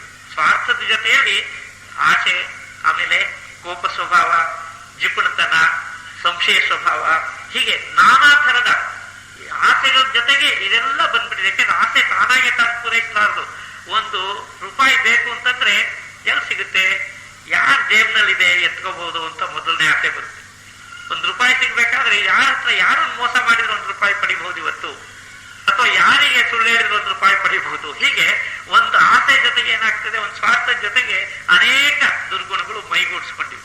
ಅದನ್ನೆಲ್ಲ ನಾವು ಒಂದೊಂದೇ ಕಿತ್ತಾಕ್ಬೇಕಾಗ್ತದೆ. ಆ ಒಂದೊಂದೇ ದುರ್ಗುಣಗಳನ್ನು ಕಿತ್ತಾಕ್ಬೇಕಾದ್ರೆ ದುರ್ಗುಣಗಳನ್ನು ಹೇಗೆ ಕಿತ್ತಾಕೋದು? ದುರ್ಗುಣಗಳು ಬಿಡ್ತೀನಿ ಅಂತ ಅಡ್ವರ್ಟೈಸ್ ಮಾಡ್ಕೊಂಡು ಹೋಗ್ಬೇಕೆ? ಸಿಟ್ಟು ಬಿಟ್ಟಾಗಿದೆ. ಆದ್ರೆ ಯಾರೋ ಒಬ್ಬ ಸಿಟ್ಟು ಬಿಡ್ತೀನಿ ಅಂತ ಹೇಳಿದಂತೆ, ಅವ್ನು ಸಿಟ್ಟು ಬಿಡ್ತೀನಿ ಅಂತ ಅಂದಿದ್ದು ಸುಮ್ಗಾಗ್ಬಿಟ್ಟ. ಸೊ ಆಮೇಲೆ ಮಾರನೇ ಹೋಗಿ ನಾನು ಸಿಟ್ಟು ಬಿಟ್ಬಿಟ್ಟಿದ್ದೀನಿ ಅಂತ, ಸಿಟ್ಟು ಬಿಟ್ಬಿಟ್ಟಿದ್ದೀನಿ ಅಂತಂದೇಕ್ಕೆ ಎಲ್ಲರ ಮುಂದೆ ಹೇಳ್ಕೊಂಡು ಬಂದ, ನಾನು ಸಿಟ್ಟು ಬಿಟ್ಬಿಟ್ಟಿದ್ದೀನಿ, ನಾನು ಸಿಟ್ಟು ಮಾಡ್ಕೊಳ್ಳಲ್ಲ ಈಗ ಅಂತ. ಆವಾಗ ಯಾರೋ ಹುಡುಗರು ಬಂದ್ಬಿಟ್ಟು ಅವನನ್ನ, ತಾತ ಸಿಟ್ಟು ಬಿಟ್ಟಿದೀಯಾ? ಏನ್ ಬಿಟ್ಟಿದೀಯಾ ತಾತ ಅಂತ ಕೇಳಿ, ಸಿಟ್ಟು ಬಿಟ್ಟಿದ್ದೀನಿ ಅಂತ. ಏನ್ ಬಿಟ್ಟೆ ತಾತ? ಸಿಟ್ಟು ಬಿಟ್ಟೆ ಕಣೋ ಅಂತ. ಇನ್ನೊಂದ್ಸಲ ಏನ್ ಬಿಟ್ಟೆ ತಾತ? ಸಿಟ್ಟು ಬಿಟ್ಟೆ ಕಣೋ. ಮತ್ ಇನ್ನೊಂದ್ಸಲ ಕೇಳಿ ಹೊತ್ತಿಗೆ ಹೊಡೆಯಕ್ಕೆ ಹೋದಂತೆ. ಆದ್ರಿಂದ ಅವ್ರು ಸಿಟ್ಟು ಬಿಟ್ಟಿರೋದು ಹೇಗೆ? 4 ಸಲ ಪರೀಕ್ಷೆ ಮಾಡಿದ್ರೆ ಸಿಟ್ಟು ತಾನಾಗೆ ಬರುತ್ತೆ. ಇದು ಎಷ್ಟು ಕಷ್ಟ ಇದು. ನಮ್ಮಲ್ಲಿ ಬಹಳ ಕಾಲದಿಂದಲೂ ಮೈಗೂಡಿಸ್ಕೊಂಡಿರ್ತಕ್ಕಂಥ ಅನೇಕ ದುರ್ಗುಣಗಳು ಬೆಳೆದು ಬಂದಿದೆ. ಯಾಕೆಂದ್ರೆ ಮೃಗ ಸ್ವಭಾವದಿಂದ ಬೆಳೆದು ಬಂದಿರೋದು. ಆ ಮೃಗ ಸ್ವಭಾವದಿಂದ ಬೆಳೆದು ಬಂದಿರತಕ್ಕಂಥ ಮೈಗೂಡಿಸ್ಕೊಂಡಂತಹ ದುರ್ಗುಣಗಳನ್ನ ನಾವು ಒಂದೊಂದೇ ಪತ್ತೆ ಮಾಡಿ ಆಳವಾಗಿ ಬೇರೂರಿರ್ತಕ್ಕಂಥ ಅವುಗಳನ್ನ ಕಿತ್ತಾಕ್ಬೇಕಾದ್ ಹೇಗೆ? ಇದಕ್ಕೆ ಕಾರಣ ಹೇಳ್ತಾರೆ ಥಿಯಾಸಫಿಯಲ್ಲಿ, ಜೀವಾತ್ಮನಲ್ಲಿ ದುರ್ಗುಣಗಳು ಅನ್ನೋದಿಲ್ವೇ ಇಲ್ಲ. ಜೀವಾತ್ಮನ ಗುಣ ಒಳ್ಳೆ ಗುಣವೇ. ಯಾಕೆಂದ್ರೆ ಜೀವಾತ್ಮನಲ್ಲಿ ಜೀವಾತ್ಮನ ಸ್ವರೂಪ ಏನು? ಪರಮಾತ್ಮನ ಸ್ವರೂಪ. ಅವನು ಈಶ್ವರಾಂಶ, ಅವನಲ್ಲಿ ಕೆಟ್ಟದಿರೋಕ್ ಸಾಧ್ಯವೇ ಇಲ್ಲ. ಮನುಷ್ಯನಲ್ಲಿ ಈಶ್ವರಾಂಶ ಇದ್ರೂ ನಿನ್ನೆ ಒಂದು ಪ್ರಶ್ನೆ ಬಂತು, ಈಶ್ವರಾಂಶ ಇದ್ರೂ ಅವ್ರು ಯಾಕೆ ಕೆಟ್ಟದಾಗ್ತಾರೆ, ಕೆಟ್ಟವರಾಗಿರ್ತಾರಲ್ಲ ಹಾಗೆ ಅಂತ. ಅಂದ್ರೆ ಜೀವಾತ್ಮನಲ್ಲಿ ಬಾಲಿಸುವಾದಂಥ ಸ್ಥಿತಿಯಲ್ಲಿರ್ತಾನೆ, ಅವನಿನ್ನು ಬೆಳೆದಿರೋದಿಲ್ಲ. ಒಬ್ಬ ಮಗು ಹುಟ್ಟಿದ ತಕ್ಷಣನೇ ಅದಕ್ಕೆ ರೆಸಿಸ್ಟೆನ್ಸ್ ಇರೋದಿಲ್ಲ, ಯಾವುದೇ ತರ ಇನ್ಫೆಕ್ಷನ್ ಆಗ್ಬಿಡ್ಬೋದು. ಅದಕ್ಕೋಸ್ಕರ ಹುಟ್ಟಿದ ಮಕ್ಕಳಿಗೆ ಬಹಳ ಜೋಪಾನವಾಗಿ ಅವರಿಗೆ ಪೋಷಣೆ, ಆರೈಕೆ ಎಲ್ಲ ಮಾಡ್ಬೇಕಾಗ್ತದೆ. ಅದನ್ನು ಸ್ವಲ್ಪ ಎಕ್ಸ್ಪೋಸ್ ಮಾಡಿದ್ರಾಗ್ಲಿ, ಶೀತವಾಗ್ಲಿ, ನೆಗಡಿ ಆಗ್ಲಿ, ಇನ್ಫೆಕ್ಷನ್ ಆಗ್ಲಿ, ಏನ್ ಬೇಕಾದ್ರೂ ಆಗ್ಬೋದು. ಆ ಇನ್ಫೆಕ್ಷನ್ನೇ ಮಗುವಿನ ಗುಣವೇ ಅಲ್ಲ. ಯಾಕೆ? ಅದರಲ್ಲಿ ಶಕ್ತಿ ಇಲ್ಲದ್ರಿಂದ, ಅದರ ದೇಹ ಸಾಕಷ್ಟು ದೃಢವಾಗಿಲ್ಲದೇ ಇದ್ರಿಂದ ಹೊರಗಿನ ರೋಗಜನರಿಗೆ ಅದನ್ನ ಮೆಟ್ಕೊಳ್ಳೋದಕ್ಕೆ ಪ್ರಾರಂಭವಾಯಿತು. ಹಾಗೇನೆ ಜೀವಾತ್ಮನಲ್ಲಿ, ಬಾಲಜೀವರಲ್ಲಿ ಅವರಲ್ಲಿ ಏನಾಗಿರ್ತದೆ, ತಮ್ಮ ಒಂದು ಶಕ್ತಿಯನ್ನು ಇನ್ನು ಬೆಳೆಸ್ಕೊಂಡಿರಲ್ಲ, ತಮ್ಮಲ್ಲಿರ್ತಕ್ಕಂಥ ಸಹಜ ಚೈತನ್ಯವನ್ನ ಅವರು ಬೆಳೆಸ್ಕೊಂಡಿರಲ್ಲ. ಅವಾಗ ಏನಾಗ್ತದೆ ಅಂದ್ರೆ, ಅವರು ಏನು ಬೆಳೆಸ್ಕೊಂಡೇ ಇದ್ದಾಗ ದುರ್ಗುಣಗಳು ಅವರಲ್ಲಿ ಬಂದು ಅಮರ್ಕೊಂಡ್ರೆ ಅದನ್ನು ತೆಗೆದುಹಾಕೋದಿಕ್ಕೆ ಏನು ಆಗೋಲ್ಲ. ಯಾಕೆಂದ್ರೆ ಒಂದು ಉದಾಹರಣೆ ಹೇಳೋದಾದ್ರೆ, ಒಂದು ಮನೆಯಲ್ಲಿ ನೆಲ ಇರ್ತದೆ. ಆ ನೆಲ ಸಾಕಷ್ಟು ಗುಂಡಿಗೊಟ್ಟರುಗಳಿಂದ ಕೂಡಿರ್ತದೆ. ಅದನ್ನ ಎಷ್ಟೇ ಗುಡಿಸಿದ್ರು ಆ ಗುಂಡಿಗೊಟ್ಟರು ಹೋಗಿ ಕಸ ತುಂಬ್ಕೊತಾ ಇರ್ತದೆ. ಯಾರಾದ್ರೂ ಪ್ರಯತ್ನ ಪಟ್ಟು ಆ ಕಸಗಳನ್ನ ತೆಗೆದುಹಾಕ್ಲಿಕ್ಕೆ ಹೊರತು ಆ ಕಸ ಅಲ್ಲಲ್ಲೇ ಇರ್ತದೆ. ಎಷ್ಟು ಗುಡಿಸಿದ್ರು ಗುಂಡಿಗೊಟ್ಟರು ಕಸ ಇರ್ತದೆ. ಕಾರಣ ಏನು? ಆ ನೆಲದ ಒಂದು ರಚನೆ. ಅದೇನೆ ಒಳ್ಳೆ ಸಿಮೆಂಟ್ ನೆಲ ಆಗ್ಬಿಟ್ರೆ ಅದರಲ್ಲಿ ಏನು ಗುಂಡಿಗೊಟ್ಟರು ಇರೋದಿಲ್ಲ, ಒಂಚೂರು ಗುಡಿಸಿದ್ರೆ ಅಲ್ಲಿ ಏನು ಧೂಳು ಉಳಿದಾಗ ಹೊರಟೋಗುತ್ತೆ. ಇದಕ್ಕೆ ಆ ಬಾಲಜೀವನಗಳಲ್ಲಿರ್ತಕ್ಕಂಥ ಕೊರತೆ ಏನಪ್ಪಾ ಅಂದ್ರೆ, ಅವನ ಶರೀರ, ಅವನ ಒಂದು ಜೀವಾತ್ಮ ಹೆಚ್ಚು ಬೆಳವಣಿಗೆ ಆಗದೆ ಇದ್ದಾಗ ಅವನಿಗೆ ಹೊರಗಿನ ಒಂದು ಈ ದ್ವೇಷಾಸೂಯೆಗಳು, ಇವೆಲ್ಲ ಸ್ಪಂದನಗಳು, ಇವೆಲ್ಲ ಯಾತ್ರಿಂದ ಬರುತ್ತೆ? ಅವ್ರ ಸಹವಾಸದಿಂದ. ಬಾಲಜೀವನ ಒಂದು ಪೋಷಣೆ ಯಾರು ಮಾಡ್ತಿದ್ದಾರೆ, ಅವರಲ್ಲಿ ಇರತಕ್ಕಂಥ ಸ್ವಭಾವ ಏನು, ಅವ್ರಿಗೆ ಹಾಲು ಕುಡಿಸೋರು ಯಾರು, ಮತ್ತೊಬ್ರು ಯಾರು, ಪ್ರತಿಯೊಬ್ಬರಿಂದಲೂ ಅದು ಬರುತ್ತೆ. ಅದಕ್ಕೋಸ್ಕರ ಮನುಷ್ಯರು ಒಬ್ಬರಿಂದ ಒಬ್ಬರಿಗೆ ತಮ್ಮ ಸ್ವಭಾವವನ್ನು ಸಹಿತವೇ ದಾಟಿಸಬಹುದು. ಅದು ಒಳ್ಳೇದಾಗಿರ್ಬೋದು, ಕೆಟ್ಟದಾಗಿರ್ಬೋದು. ಹೀಗೆ ಆ ಬಾಲಜೀವನಗಳಿಗೆ ಬರ್ತಕ್ಕಂತಹ ಕೆಲವು ಸ್ವಭಾವಗಳ ದೋಷ ಇದೇ ದುರ್ಗುಣಗಳಾಗಿ ಬರುತ್ತೆ. ಅದು ಯಾರನ್ನು ನೋಡಿ ಅವನು ಕಲ್ತ್ಕೊಳ್ತಾನೋ ಏನು, ಮಗುವಿಗೆ ಏನು ಗೊತ್ತಿರಲ್ಲ, ಯಾರು ಬಂದು ಬೈಗಳನ್ನೇ ತಿರುಗಿಸ್ಬಿಡ್ತಾರೆ. ಅವನಿಗೇನು ತಿಳುವಳಿಕೆ ಇರುತ್ತೆ? ಅವನ್ನ ಬೈಬೇಡ ಹಾಗೆ ಅಂತ ಅವನಿಗೆ ಬೈಗಳ ಅರ್ಥನೇ ಗೊತ್ತಿಲ್ಲ. ಮೊದಲು 2-3 ಸಲ ಅದನ್ನ ಉಪಯೋಗಿಸಿದ ಮೇಲೆ ಆಮೇಲೆ ಎಲ್ಲರಿಗೂ ಉಪಯೋಗಿಸೋಕೆ ಶುರು ಮಾಡ್ತಾನೆ. ಅವಾಗ ಅವ್ನು ಹೊಡ್ತಾ ತಿಂತಾನೆ, ಮತ್ತೆ ಅವನಿಗೆ ಸಿಟ್ಟು ಬಂದು ಇನ್ನಷ್ಟು ಕೆಟ್ಟವನಾಗ್ತಾನೆ. ಹೀಗೆ ಕೆಟ್ಟತನವನ್ನು ಮೈಗೂಡಿಸ್ಕೊಳ್ಳೋದು ಯಾಕೆ ಅಂದ್ರೆ ಒಳ್ಳೆತನದ ಅಭಾವ. ಆ ಒಳ್ಳೆತನ ಯಾಕಿಲ್ಲ ಅಂದ್ರೆ ಅದರ ಬೆಳವಣಿಗೆ ಆಗಿಲ್ಲ. ಅಂತ ಬಾಲಜೀವರುಗಳನ್ನು ಗುರುತಿಸಿ ಅವ್ರ ಬೆಳವಣಿಗೆ ಆಗೋದಕ್ಕೆ ಅವಕಾಶ ಮಾಡಿಕೊಡ್ತಕ್ಕಂಥದ್ದು ಬೆಳೆದ ಜೀವರುಗಳ ಕೆಲಸ. ಅದಕ್ಕೋಸ್ಕರ ನಮ್ಮಲ್ಲಿ ಬಾಲಜೀವರು ಅಂದ್ರೆ ನಾವೇನೋ ಚಿಕ್ಕ ಮಕ್ಕಳು ಅಂತ ತಿಳ್ಕೊಳ್ತಾ ಇಲ್ಲ. ಬಾಲಜೀವರು ಅಂದ್ರೆ ದೊಡ್ಡವರಾಗಿ, ವಯಸ್ಸಿನಲ್ಲಿ ದೊಡ್ಡವರಾಗಿದ್ರೂ ಅವ್ರ ತಿಳುವಳಿಕೆ, ಅವರ ಒಂದು ಸಂಸ್ಕಾರ ಸರಿಯಾಗಿ ಇಲ್ಲದೆ ಇರ್ತಕ್ಕಂಥವ್ರನ್ನ ಬಾಲಜೀವರು ಅಂತ ಕರಿಬೇಕು. ಅವರೇ ದುಷ್ಟ ಪ್ರವೃತ್ತಿಯನ್ನು ತೋರಿಸೋರು, ಅವರೇ ಸ್ವಾರ್ಥಗಳನ್ನ ಹೆಚ್ಚಿಗೆ ಇಟ್ಕೊಂಡಿರೋರು, ಅಂಥವ್ರಿಗೆ ಹೇಗೆ ಹೋಗ್ಲಾಡ್ಸೋದು, ಅವ್ರು ಹೋಗ್ಲಾಡ್ಸೋದ್ರ ಜೊತೆಗೆ ನಾವ್ ಹೇಗೆ ಹೋಗ್ಲಾಡ್ಸ್ಕೊಳ್ಳೋದು, ಎಲ್ಲದಕ್ಕೂ ಒಂದು ಔಷಧಿ ಇದೆ. ಏನು ಅಂದ್ರೆ ಯಾವುದೋ ಒಂದು ಕಂಬ ಕಟ್ಟಿರ್ತಾರೆ, ಒಂದು ಗೈ ವೈರು ಏನೋ ಬೇಕಾಗಿರುತ್ತೆ. ಆ ಗೈ ವೈರ್ ತರಕ್ ಹೋದಾಗ ಆ ಕಂಬ ಆ ಕಡೆಗೆ ವಾಲ್ಕೊಡುತ್ತೆ. ಅವಾಗ ಏನ್ ಮಾಡ್ತಾರೆ, ತಂದು ಇದು ಯಾವ ಕಡೆಗೆ ವಾಲ್ತಿದ್ಯೋ ಅದರ ವಿರುದ್ಧ ದಿಕ್ಕಿನಲ್ಲಿ ಇನ್ನೊಂದು ಬಲವನ್ನು ಕೊಟ್ಟು ಒಂದು ಗೈ ವೈರ್ ಹಾಕಿ ನಿಲ್ಲಿಸ್ತಾರೆ. ನಾವೆಲ್ಲ ಈ ಆಂಟನ ಕಟ್ಟಿರೋದು ನೋಡಿದ್ವಿ. ಅದರಲ್ಲಿ ಅಕಸ್ಮಾತ್ ಒಂದು ವೈರ್ ಏನಾದ್ರು ಸ್ವಲ್ಪ ಸಾಲದೆ ಬಂದ್ರೆ, ಸಡ್ಲು ಆದ್ರೆ ಇನ್ನೊಂದ್ ಕಡೆ ಅದು ವಾಲ್ ಕೊಡ್ತದೆ. ಯಾಕೆ? ಅದಕ್ಕೆ ಆ ಕಡೆ ಯಾತ ಜಾಸ್ತಿ. ಹಾಗೆ ದುರ್ಗುಣಗಳಿಂದ ಸೆಳೆಯಲ್ಪಟ್ಟಂತಹ ಮನುಷ್ಯನಿಗೆ ಅದನ್ನು ಹೋಗಲಾಡಿಸ್ಬೇಕಾದ್ರೆ ಅದಕ್ಕೆ ವಿರುದ್ಧ ದಿಕ್ಕಿನಲ್ಲಿ ಸುಗುಣಗಳನ್ನು ಬೆಳೆಸ್ಕೋಬೇಕು. ಈಗ ನಾವು ಪ್ರಯತ್ನ ಪಟ್ಟು ಸ್ವಪ್ರಯತ್ನದಿಂದ ನಾವು ಸುಗುಣಗಳನ್ನು ಬೆಳೆಸ್ಕೊಳ್ತಾ ಹೋಗ್ಬೇಕು. ಏನು, ನಮ್ಮಲ್ಲಿರ್ತಕ್ಕಂತಹ ಜಿಪುಣತನ ಕಡಿಮೆ ಆಗ್ಬೇಕಾಗಿದೆ. ನಾವು ಯಾರಿಗೂ ಒಬ್ಬರಿಗೂ ಒಂದು ಮನೆಗೆ ಬಂದವರಿಗೂ ಒಂದು ಸಹಾಯ ಮಾಡೋದಿಲ್ಲ, ಯಾರು ಕೇಳಿದ್ರೆ ಇದ್ರು ಇಲ್ಲ ಅಂದ್ಬಿಡ್ತೀವಿ, ಅಥವಾ ಏನು ಒಬ್ರಿಗೊಂದು ಅನ್ನ ಹಾಕೋದಿಲ್ಲ, ಏನೋ ಒಂಥರ ನಮ್ಗೆ ಬೇಕು ಅಂತ ಹೇಳಿ ಎಲ್ಲ ಕೂಡಿಟ್ಕೊತೀವಿ. ಪುರಂದರದಾಸನೇ ಈಗ ಉದಾಹರಣೆ ಕೊಟ್ಟಿದ್ರು. ಅವರು ಏನ್ ಮಾಡಿದ್ರು, ಕೋಟಿ ಕೋಟಿ ಕೋಟಿ ಕೋಟಿ ನವಕೋಟಿ ಕೂಡ ಹಾಕಿದ್ರು, ಒಬ್ರಿಗೊಂದು ಕಾಸು ಕೊಡೋಲ್ಲ, ಒಂದು ದಾನ ಧರ್ಮ ಇಲ್ಲ, ಏನೂ ಇಲ್ಲ. ಅಂಥವರಿಗೆ ಆ ಗುಣವನ್ನು ಬಿಡಿಸೋದಕ್ಕೋಸ್ಕರ ಅವ್ರ ಹೆಂಡತಿ ಅಷ್ಟು ಕಷ್ಟಪಡ್ಬೇಕಾಯ್ತು. ಅದನ್ನ ನಾವೇ ಸ್ವಂತ ಹಾಗೆ ನಾನು ಗುಣ ಹೊಂದಿದ್ರೆ ಪ್ರಯತ್ನ ಪಟ್ಟು ತಿಳುವಳಿಕೆಯಿಂದ ಅದನ್ನು ಹೋಗ್ಲಾಡಿಸ್ಕೋಬೇಕು. ಅದಕ್ಕೆ ವಿರುದ್ಧವಾದಂತ ಗುಣ ಯಾವುದು? ಪ್ರತಿಯೊಂದು ದುರ್ಗುಣಕ್ಕೂ ವಿರುದ್ಧವಾದಂತ ಸುಗುಣಗಳಿವೆ. ಆ ಸುಗುಣಗಳಲ್ಲಿ ಯಾವುದಿದೆ? ಜಿಪುಣತನಕ್ಕೆ ವಿರುದ್ಧವಾಗಿ ಉದಾರತೆ ಇದೆ. ಸಾಧಾರಣ ನಾವೇ ಏನಾದ್ರೂ ಅವಕಾಶ ಸಿಕ್ಕರೆ ಇನ್ನೊಬ್ಬರಿಗೆ ಉದಾರವಾಗಿ ಏನಾದ್ರು ಸಹಾಯ ಮಾಡೋಣಂತೆ. ಹೀಗೆ ಹೋದ್ರೆ ಈ ಉದಾರತೆಯನ್ನು ನಾವು ಬೆಳೆಸ್ಕೊಳ್ತಾ ಬಂದ್ರೆ ಆವಾಗ ಅದಕ್ಕೆ ವಿರುದ್ಧವಾದಂತ ಜಿಪುಣತನ ತಾನೇ ಬಲ ಕಳ್ಕೊಳ್ಳುತ್ತೆ. ತಾನೇನೆ ತನ್ನ ಬಲವನ್ನು ಕಳ್ಕೊಂಡು ಅದು ಕಡಿಮೆ ಆಗ್ಬಿಡುತ್ತೆ. ಹಾಗೇನೆ ಒಬ್ಬರಲ್ಲಿ ಸಂಶಯ ಪಡ್ತಕ್ಕಂಥ ಒಂದು ಸ್ವಭಾವ ಇದೆ. ಒಬ್ಬ ಕೆಟ್ಟವನು, ಅವ್ನು ನೋಡಿದ್ರೆ ಅವನೇನೋ ಅವ್ನು ಕಂಡ್ರಾಗಲ್ಲ ಅಥವಾ ಅವನ ನಂಬಕ್ಕಾಗಲ್ಲ. ಹೀಗೆ ನಾವು ಪ್ರತಿಯೊಬ್ಬರನ್ನು ಸಂಶಯದಿಂದ ನೋಡ್ತಕ್ಕಂಥ ಅಭ್ಯಾಸ ಕೆಟ್ಟ. ಅದರಿಂದ ಯಾರಿಗೂ ಏನು ಹೇಳಕ್ಕಾಗಲ್ಲ. ಆದ್ರೆ ಆ ಸಂಶಯವನ್ನು ಕಡಿಮೆ ಮಾಡೋದಕ್ಕೆ ಆಗ್ಲಿ, ಇವ್ರನ್ನ ನಂಬೋಣಂತೆ, ಇವ್ರು ಒಳ್ಳೆಯವರು ಅಂತ ತಿಳ್ಕೊಂಡು ಒಬ್ಬ ಅಕಸ್ಮಾತ್ ನಿಮ್ಗೆ ಮೋಸ ಮಾಡಬಹುದು, ಅಥವಾ ಒಬ್ಬ ಏನಾದ್ರು ಅದರಿಂದ ತೊಂದರೆ ಕೊಡಬಹುದು. ಆದ್ರೂ ಯಾರು ಒಬ್ಬರೋ ಇಬ್ರು ಹಾಗೆ ಮಾಡಬಹುದೇ ಹೊರತು ನಮ್ಮ ಸಂಶಯದ ಗುಣ ಕಡಿಮೆ ಆಗುತ್ತೆ. ಮತ್ತು ನಾವು ಅದನ್ನ ಮುಂದಕ್ಕೆ ವಿರುದ್ಧವಾದಂತಹ ಒಳ್ಳೆಯ ಗುಣವನ್ನೇ ಬೆಳೆಸ್ಕೊಂಡ ಹಾಗಾಗುತ್ತೆ. ಹೀಗೆ ಉದಾರತೆಗೆ ಒಂದು ಅವಕಾಶ, ಸಂಶಯಕ್ಕೆ ಸರಿಯಾಗಿ ನಂಬಿಕೆ ಆಗಿರ್ತಕ್ಕಂಥ ಅವಕಾಶ.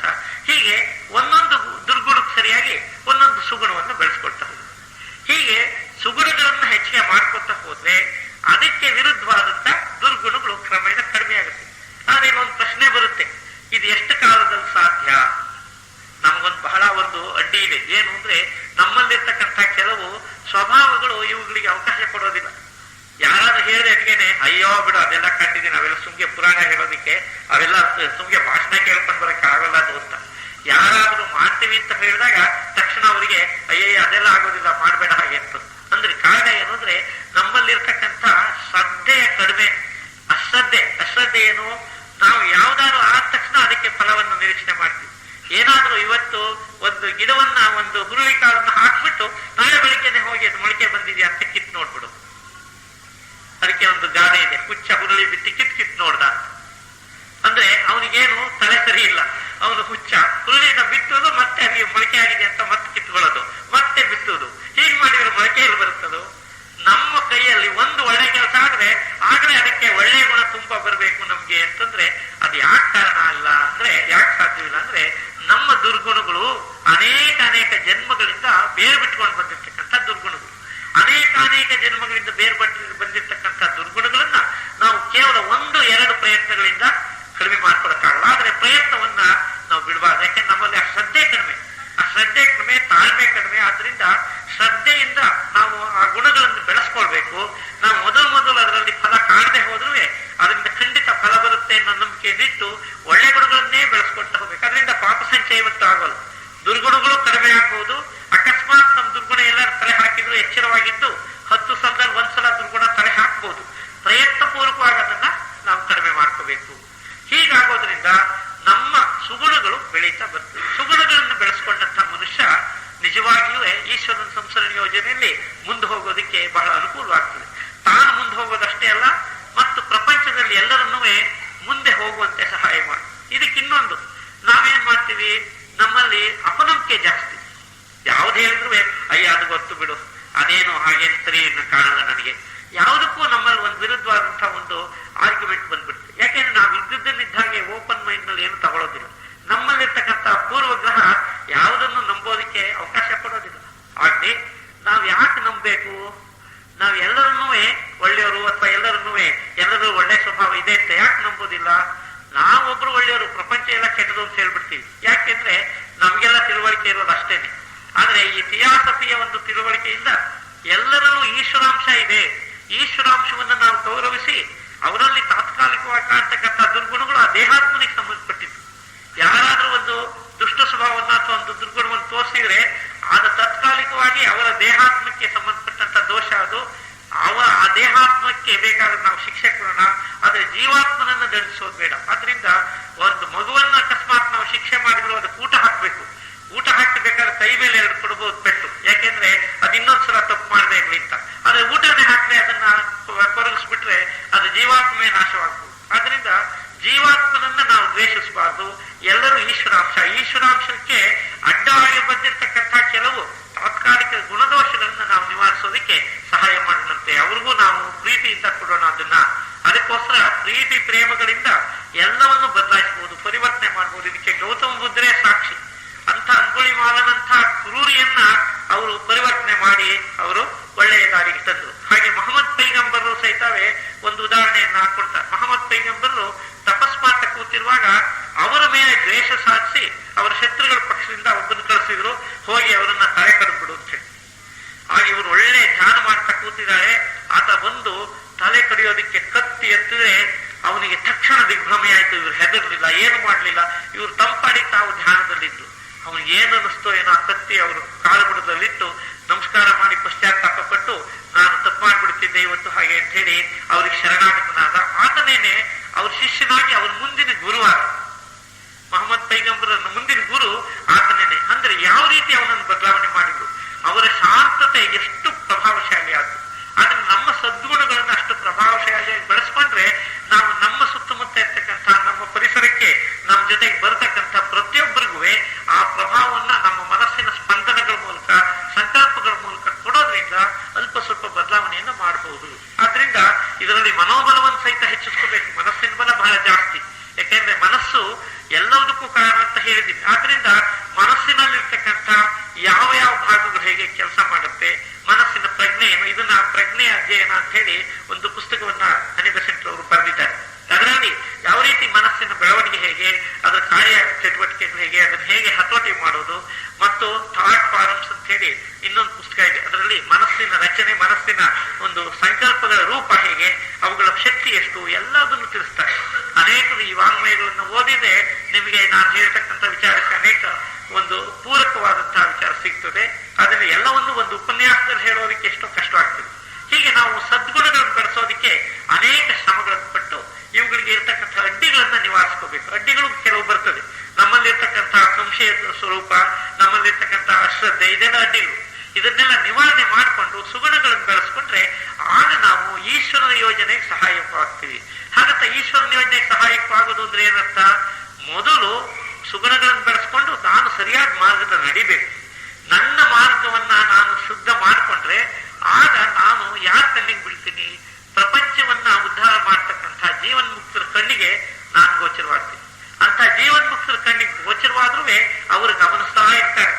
ಯಾವ ಗಳಿಗೆಯಲ್ಲಿ ಆತ್ಮ ಹಿನ್ನಡೆಯಿಂದಿರ್ತಾನೆ, ಯಾವ ಗಳಿಗೆಯಲ್ಲಿ ಮುಂದೆ ಹೋಗ್ತಾ ಇದ್ದಾನೆ, ಪ್ರತಿಯೊಂದು ನೋಡಿ ಅವನನ್ನು ಗಮನಿಸ್ತಾ ಇರುವಾಗ ಅವನ ಗುಣದೋಷಗಳನ್ನೆಲ್ಲ ವಿಮರ್ಶೆ ಮಾಡಿ ಅವನೇನಾದ್ರೂ ಚೆನ್ನಾಗಿ ಅಭಿವೃದ್ಧಿ ಆಗಿದ್ದಾನೆ ಅಂದ್ರೆ ಅವ್ರ ಕೆಲಸಕ್ಕೆ ಆರಿಸ್ಕೋಬಹುದು. ಇಲ್ಲದೆ ಹೋದ್ರೆ ಇನ್ನೂ ಸ್ವಲ್ಪ ದಿವಸ ಕಾಯಿಸ್ಬಹುದು. ಅಂತೂ ನಮ್ಗೆ ಅವಕಾಶ ಸಿಗುತ್ತೆ. ಈಶ್ವರನ ಯೋಜನೆಯಲ್ಲಿ ನಾವೇ ಏನು ಕೆಲಸ ಮಾಡಕ್ಕಾಗಲ್ಲ. ನಾವು ನಮಗೆ ತಿಳುವಳಿಕೆ ಬಂದಷ್ಟು ಮಾಡಿದ್ರೂ ನಮ್ಮನ್ನು ಉಪಯೋಗಿಸ್ಕೊಂಡು ಕೆಲಸ ಮಾಡೋದಕ್ಕೆ ಒಂದು ಆಡಳಿತ ಮಂಡಳಿ ಇದೆ. ಆಡಳಿತ ಮಂಡಳಿನೇ ಸಪ್ತರ್ಷಿ ಸಂಘ, ಶ್ವೇತರ್ಷಿ ಸಂಘ. ಆ ಶ್ವೇತರ್ಷಿ ಸಂಘದ ಮಹನೀಯರುಗಳು, ಮಹರ್ಷಿಗಳು, ಅವರುಗಳು ನಮ್ಮನ್ನ ಆರಿಸ್ಕೋಬೇಕು.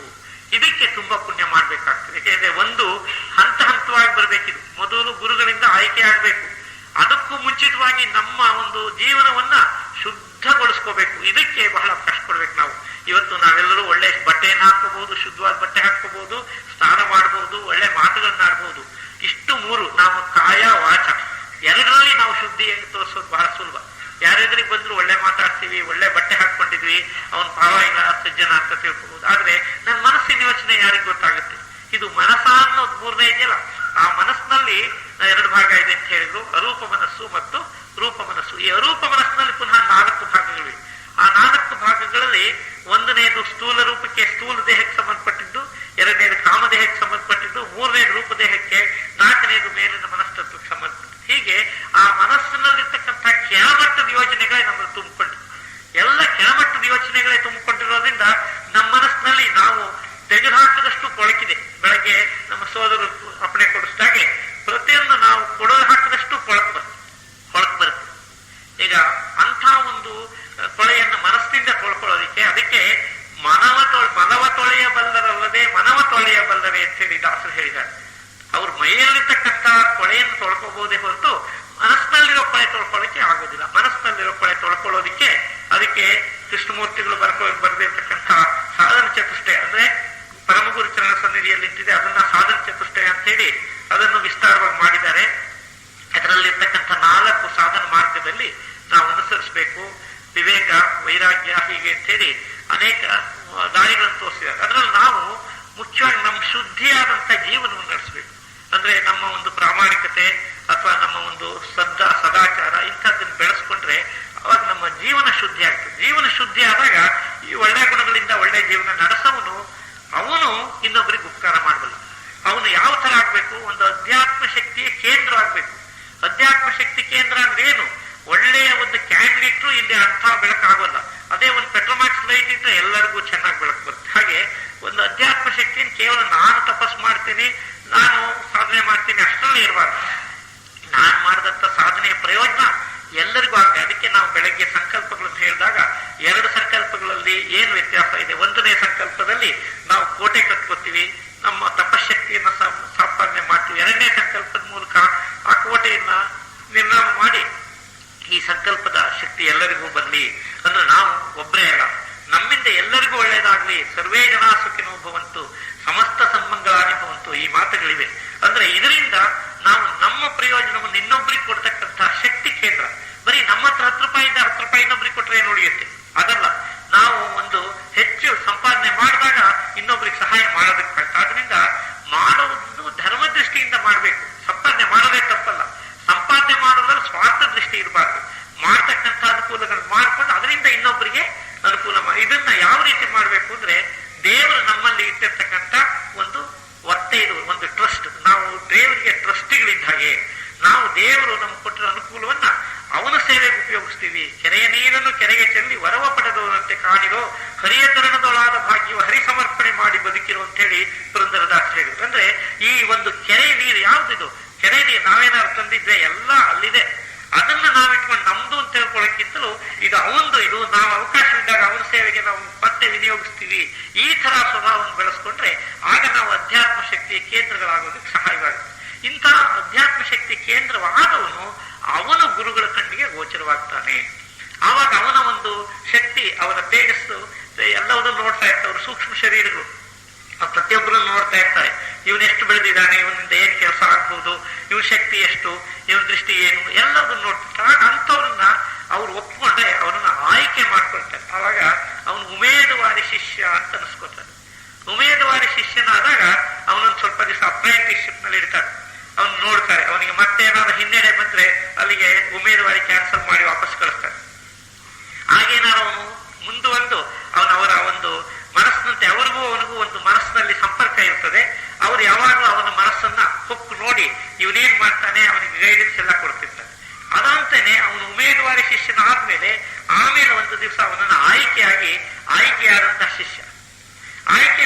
ತಂದು ಅವನನ್ನು ಶಿಷ್ಯನಾಗಿ ಸ್ವೀಕೃತನಾಗಿ ಮಾಡಿದ್ರೆ ಸ್ವೀಕೃತ ಶಿಷ್ಯನಾಗ್ತಾನೆ.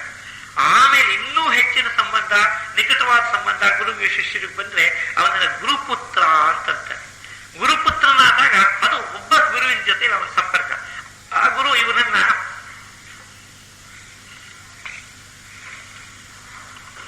ನೋಡಿ ಇವನು ನನ್ನ ಮಗನಂತೆ ಅಂತೇಳಿ ಆತ್ಮೀಯವಾಗಿ ಅವನು ಆ ಗುರು ಇವನನ್ನು ಸ್ವೀಕರಿಸಿ ಇವನಿಗೆ ಮಾರ್ಗದರ್ಶನ ಮಾಡಿ ಇವನಿಂದ ಎಲ್ಲ ಕೆಲಸ ಮಾಡಿಸ್ಬೋದು.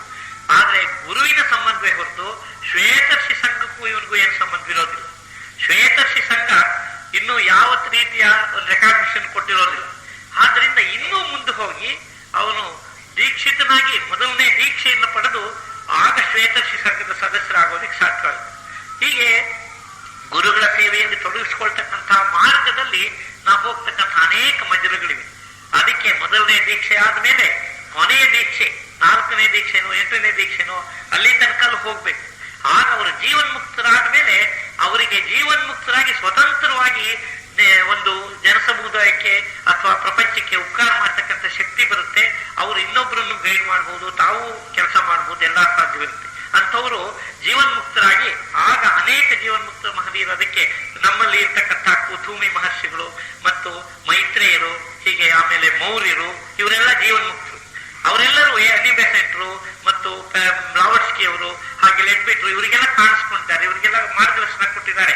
ಮಹಾತ್ಮರ ಪತ್ರಗಳು ಅಂತ ನೀವು ಥಿಯಾಸಫಿಯ ವಾಂಗ್ಮಯದಲ್ಲಿ ಈ ಜೀವನ್ಮುಕ್ತ ಮಹರ್ಷಿಗಳ ಕೈ ಬರಹದಲ್ಲಿರ್ತಕ್ಕಂಥ ಪತ್ರಗಳನ್ನ ನಾವು ಕಾಣ್ತೀವಿ. ಅವರೆಲ್ಲರೂ ಸಕಾಲದಲ್ಲಿ ಏನೇನು ಮಾಡಬೇಕು, ಏನೇನು ಕೆಲಸದ ಮಾರ್ಗದರ್ಶನ ಎಲ್ಲವುದನ್ನು ಬರೆದು ಅವರಿಗೆ ಅದೃಶ್ಯವಾಗಿರ್ತಕ್ಕಂಥವರು ಪೇಪರ್ ಮೇಲೆ ಬರೆದು ಕಳಿಸಿದ್ದಾರೆ. ಇದು ಬಹಳ ವಿಶೇಷವಾದಂಥ ಸಂಗತಿ.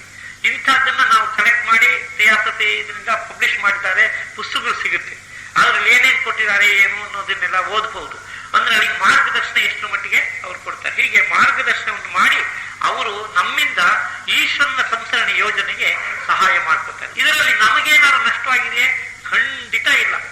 ನಾವು ಒಂದನೇ ಲಾಭ ಏನು, ನಮ್ಮ ಜೀವನವನ್ನ ಯಾವುದು ಶಾಶ್ವತ, ಯಾವುದು ತಾತ್ಕಾಲಿಕ, ಯಾವುದಕ್ಕೆ ಕಷ್ಟಪಡ್ಬೇಕು, ಯಾವ್ದಕ್ಕೆ ಕಷ್ಟಪಡಬಾರ್ದು, ಯಾವ್ದು ಒಳ್ಳೇದು, ಯಾವ್ದು ಕೆಟ್ಟದು, ಯಾವ್ದು ಸರಿ, ಯಾವ್ದು ತಪ್ಪು, ಈ ವಿವೇಚನೆಯಿಂದ ನಡೆಸ್ತಕ್ಕಂಥ ಅವಕಾಶ ಬಂತು. ಆಮೇಲೆ ಬರೀ ನಾವೊಬ್ಬರೇ ಇರಬೇಕು, ತಾನಂತ 3 ಲೋಕ ಉಂಟು ಅಂತ. ಅದಕ್ಕೆ ನಮ್ಮ ದೃಷ್ಟಿ ಹೇಗಿತ್ತು ಅಂದ್ರೆ, ನಾನೊಬ್ಬ ಇದ್ಬಿಟ್ರೆ ಬಾಕಿದೆಲ್ಲ ನನ್ನ ಅನುಕೂಲಕ್ಕೋಸ್ಕರ ಇರೋದು ಈ ಪ್ರಪಂಚ. ನಾನೊಬ್ಬ ಮಾತ್ರ ಇಲ್ಲಿ ಇರ್ಬೇಕಾದವನು, ಬಾಕಿಯವರನ್ನೇ ನನ್ನ ಅನುಕೂಲಕ್ಕೋಸ್ಕರ ಇರೋದು. ಯಾರಾದ್ರೂ ಬರ್ಲಿ ಹೋಗ್ಲಿ, ಅವರಿಂದ ನನಗೇನ್ ಲಾಭ, ಇದನ್ನೇ ಯೋಚನೆ ಮಾಡ್ತೀವಿ. ಅಥವಾ ಅವರಿಂದ ನನಗೇನ್ ನಷ್ಟ ಆಯ್ತು, ನಮ್ಮ ಲಾಭ ನಷ್ಟಗಳ ದೃಷ್ಟಿಯಿಂದ ನಾವು ವ್ಯವಹಾರ ಮಾಡ್ತೀವಿ. ಇದಂತೂ ವ್ಯವಹಾರ ಪ್ರಪಂಚಕ್ಕೆ ಸರಿ, ನಮ್ಮ ಯೋಚನೆಗಳಲ್ಲೂ ಲಾಭ ನಷ್ಟದಿಂದಲೇ ಯೋಚನೆ ಮಾಡ್ತೀವಿ. ಉದಾಹರಣೆ ಅನ್ನೋದು ಇಲ್ವೇ ಇಲ್ಲ. ಹೀಗೆ ಅಂಥ ಒಂದು ಪರಿಸ್ಥಿತಿಯಲ್ಲಿ ನಾವು ಜೀವನ ಮಾಡ್ತಿದ್ದವರು ಇವತ್ತು ಸುಗುಣಗಳನ್ನು ಬೆಳೆಸ್ಕೊಂಡು, ನಮ್ಮ ಒಂದು ಆಧ್ಯಾತ್ಮಿಕ ಶಕ್ತಿಯನ್ನು ಬೆಳೆಸ್ಕೊಂಡು, ಈಶ್ವರ ಸಂಸ್ಕರಣೆ ಯೋಜನೆಯಲ್ಲಿ ನಮ್ಮನ್ನು ತೊಡಗಿಸ್ಕೊಳ್ಳೋದಕ್ಕೆ ನಮ್ಮನ್ನು ಮಹರ್ಷಿಗಳು ಕಾಡ್ಲಿ, ನಾವು ಅವ್ರ ಕೃಪೆಯನ್ನು ತೋರಿಸಿ ನಮ್ಮನ್ನೆಲ್ಲ ಆರಿಸ್ಕೊಳ್ಳಿ, ನಿಧಾನವಾಗಾಗ್ಲಿ ಬೇಗ ಆಗ್ಲಿ, ನಮ್ಮಲ್ಲಿ ಯಾರಿಗೆ ಯೋಗ್ಯತೆ ಇದೆಯೋ ಅವರನ್ನು ಈಗಾಗಲೇ ಆರಿಸ್ಕೊಂಡಿದ್ದಾರೆ. ಕಣ್ಣಿಗೆ ಕಾಣೋ ಹಾಗೆ ತ್ಯಾಗರಾಜ ಶೆಟ್ಟರನ್ನ, ನಂಜೇಶ್ ಶೆಟ್ಟರನ್ನ ಆಗ್ಲೇ ಮಹರ್ಷಿಗಳು ಆಯ್ಕೆ ಮಾಡ್ಬಿಟ್ಟಿದ್ದಾರೆ. ಅದಕ್ಕೆ ಅವ್ರು ಇಷ್ಟು ಕೆಲಸ ಮಾಡ್ತಿರೋದು.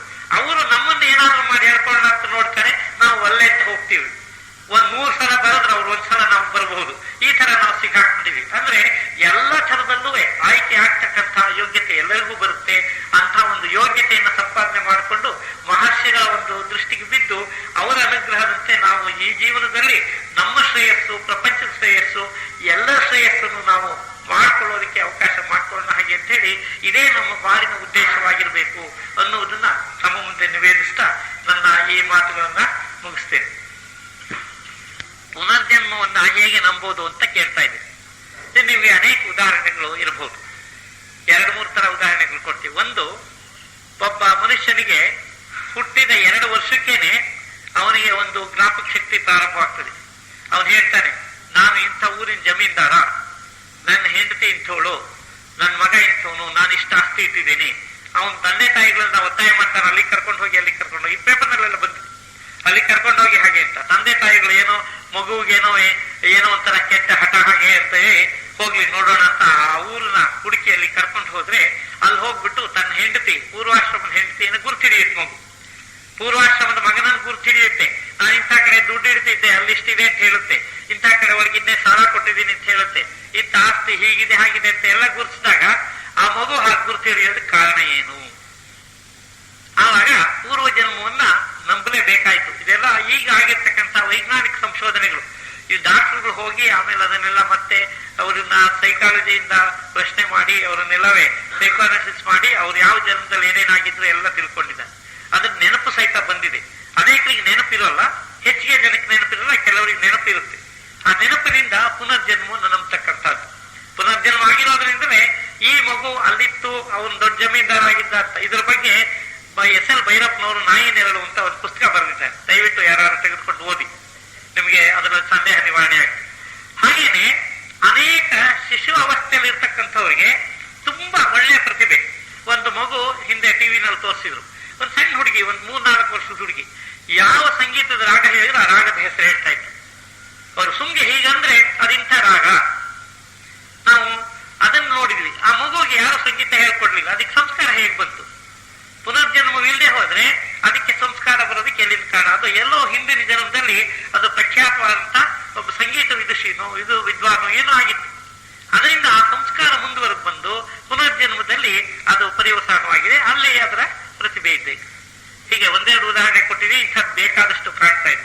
ಅದನ್ನ ಪುನರ್ಜನ್ಮ ಇದೆ ಅಂತ ಹೇಗೆ ನಂಬೋದು ಅಂದ್ರೆ, ನಮ್ಮ ಪುನರ್ಜನ್ಮವನ್ನು ನಾವು ನಂಬೋಕ್ಕಾಗಲ್ಲ. ಯಾಕೆಂದ್ರೆ ನಾವೇನಾಗ್ತೀವಿ ಅಂತ ನಮ್ಗೆ ಗೊತ್ತಿಲ್ಲ.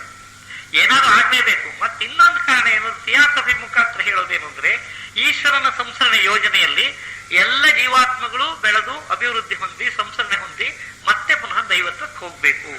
ದೈವತ್ವಕ್ಕೆ ಹೋಗ್ಬೇಕಾದ್ರೆ ನೀವು ಒಂದೇ ಜನ್ಮದಲ್ಲಿ ಸಾಧ್ಯವಿಲ್ಲವೇ ಇಲ್ಲ, ಅದಂತೂ ನಿರ್ವಾದ. ಯಾಕೆಂದ್ರೆ ಇವತ್ತು ಒಂದು ಮಗುನ ಒಳ್ಳೆ ವಿದ್ವಾಂಸನನ್ನಾಗಿ ಮಾಡೋದಕ್ಕೆ ಒಂದ್ ದಿವಸ ಸಂಗೀತ ಹೇಳ್ಕೊಟ್ರೆ ಸಾಕಾಗಲ್ಲ, ದಿವಸ ಹೇಳ್ಬೇಕು. ಹಾಗೇನೆ ಒಬ್ಬ ಮಗುವನ್ನ ಗ್ರಾಜುಯೇಟ್ ಇಂಜಿನಿಯರ್ ಮಾಡೋದಕ್ಕೆ ಒಂದ್ ದಿವಸ ಸ್ಕೂಲಿಗೆ ಕರ್ಕೊಂಡು ಸೇರಿಸಿ ವಾಪಸ್ ಕರ್ಕೊಂಡು ಬಂದ್ಬಿಟ್ರೆ ಆಗೋಲ್ಲ. ಅವನು ದಿವಸ ಸ್ಕೂಲ್ಗೆ ಹೋಗ್ಬೇಕು, ದಿವಸ ಕಲಿಬೇಕು, ಹೊಸ ಹೊಸ ಪಾಠಗಳನ್ನು ಕಲಿಬೇಕು, ಹೊಸ ಸ್ಕೂಲಿಗೆ ಸೇರ್ಕೋಬೇಕು, ಟ್ರಾನ್ಸ್ಫರ್ ಆದ ಬೇರೆ ಊರಿಗೆ ಹೋಗ್ಬೇಕು, ಬೇರೆ ಬೇರೆ ಕ್ಲಾಸ್ಗೆ ಹೋಗ್ಬೇಕು, ಅಲ್ಲಿ ಪಾಸ್ ಆಗ್ಬೇಕು. ಹೀಗೆ ಆ ನಿಯಮದಂತೆ ವಿದ್ಯಾಭ್ಯಾಸಕ್ಕೆ ಹೇಗೆ ಅನೇಕ ವರ್ಷಗಳು ಓದ್ಬೇಕು, ಹಾಗೆ ಮನುಷ್ಯನ ಸಂಸ್ಕರಣೆಗೆ ಒಂದು ಜನ್ಮ ಸಾಧ್ಯವಿಲ್ಲ, ಅನೇಕ ಜನ್ಮಗಳು ಬೇಕು. ಆ ಜನ್ಮಗಳನ್ನು ಇಲ್ಲದೇನೆ ಅವನು ಸಂಸ್ಕರಣೆ ಹೊಂದೋಕ್ ಸಾಧ್ಯವಿಲ್ಲದೆ ಇರೋದ್ರಿಂದ ಪುನರ್ಜನ್ಮ ಅಗತ್ಯವಾಗಿದೆ. ಅದನ್ನು ನಂಬಲೇಬೇಕಾಗ್ತದೆ. ಅನೇಕರು ಪುನರ್ಜನ್ಮ ನಂಬದೇ ಇರಬಹುದು, ಆದ್ರಿಂದ ನಮ್ಗೇನು ಬಾಧಕ ಇಲ್ಲ. ನಾವು ನಂಬಿದ್ದ ಯಾರನ್ನು ಬಲವಂತ ಮಾಡಲ್ಲ, ಆದ್ರೆ ನಂಬಬೇಕಾದಿದೆ ಅಂತ ಹೇಳ್ತೀವಿ ಅಷ್ಟೇ. ನಿಮ್ಮನ್ನು ಬಲವಂತ ಮಾಡ್ತಾ ಇಲ್ಲ. ನೀವು ಬೇಕಾದ್ರೆ ಇನ್ನೊಂದು ಜನ್ಮ ಇಲ್ಲ, ಅದರಿಂದ ಇದೇ ಜನ್ಮದಲ್ಲೇ ನಾನೆಲ್ಲ ಪೂರ್ತಿ ಸಂಸ್ಕರಣೆ ಹೊಂದಿ ಮೋಕ್ಷವನ್ನೇ ಪಡೆದು ಬಿಡ್ತೀನಿ ಅಂತ ಪ್ರಯತ್ನ ಮಾಡಿ. ತುಂಬಾ ಸಂತೋಷ.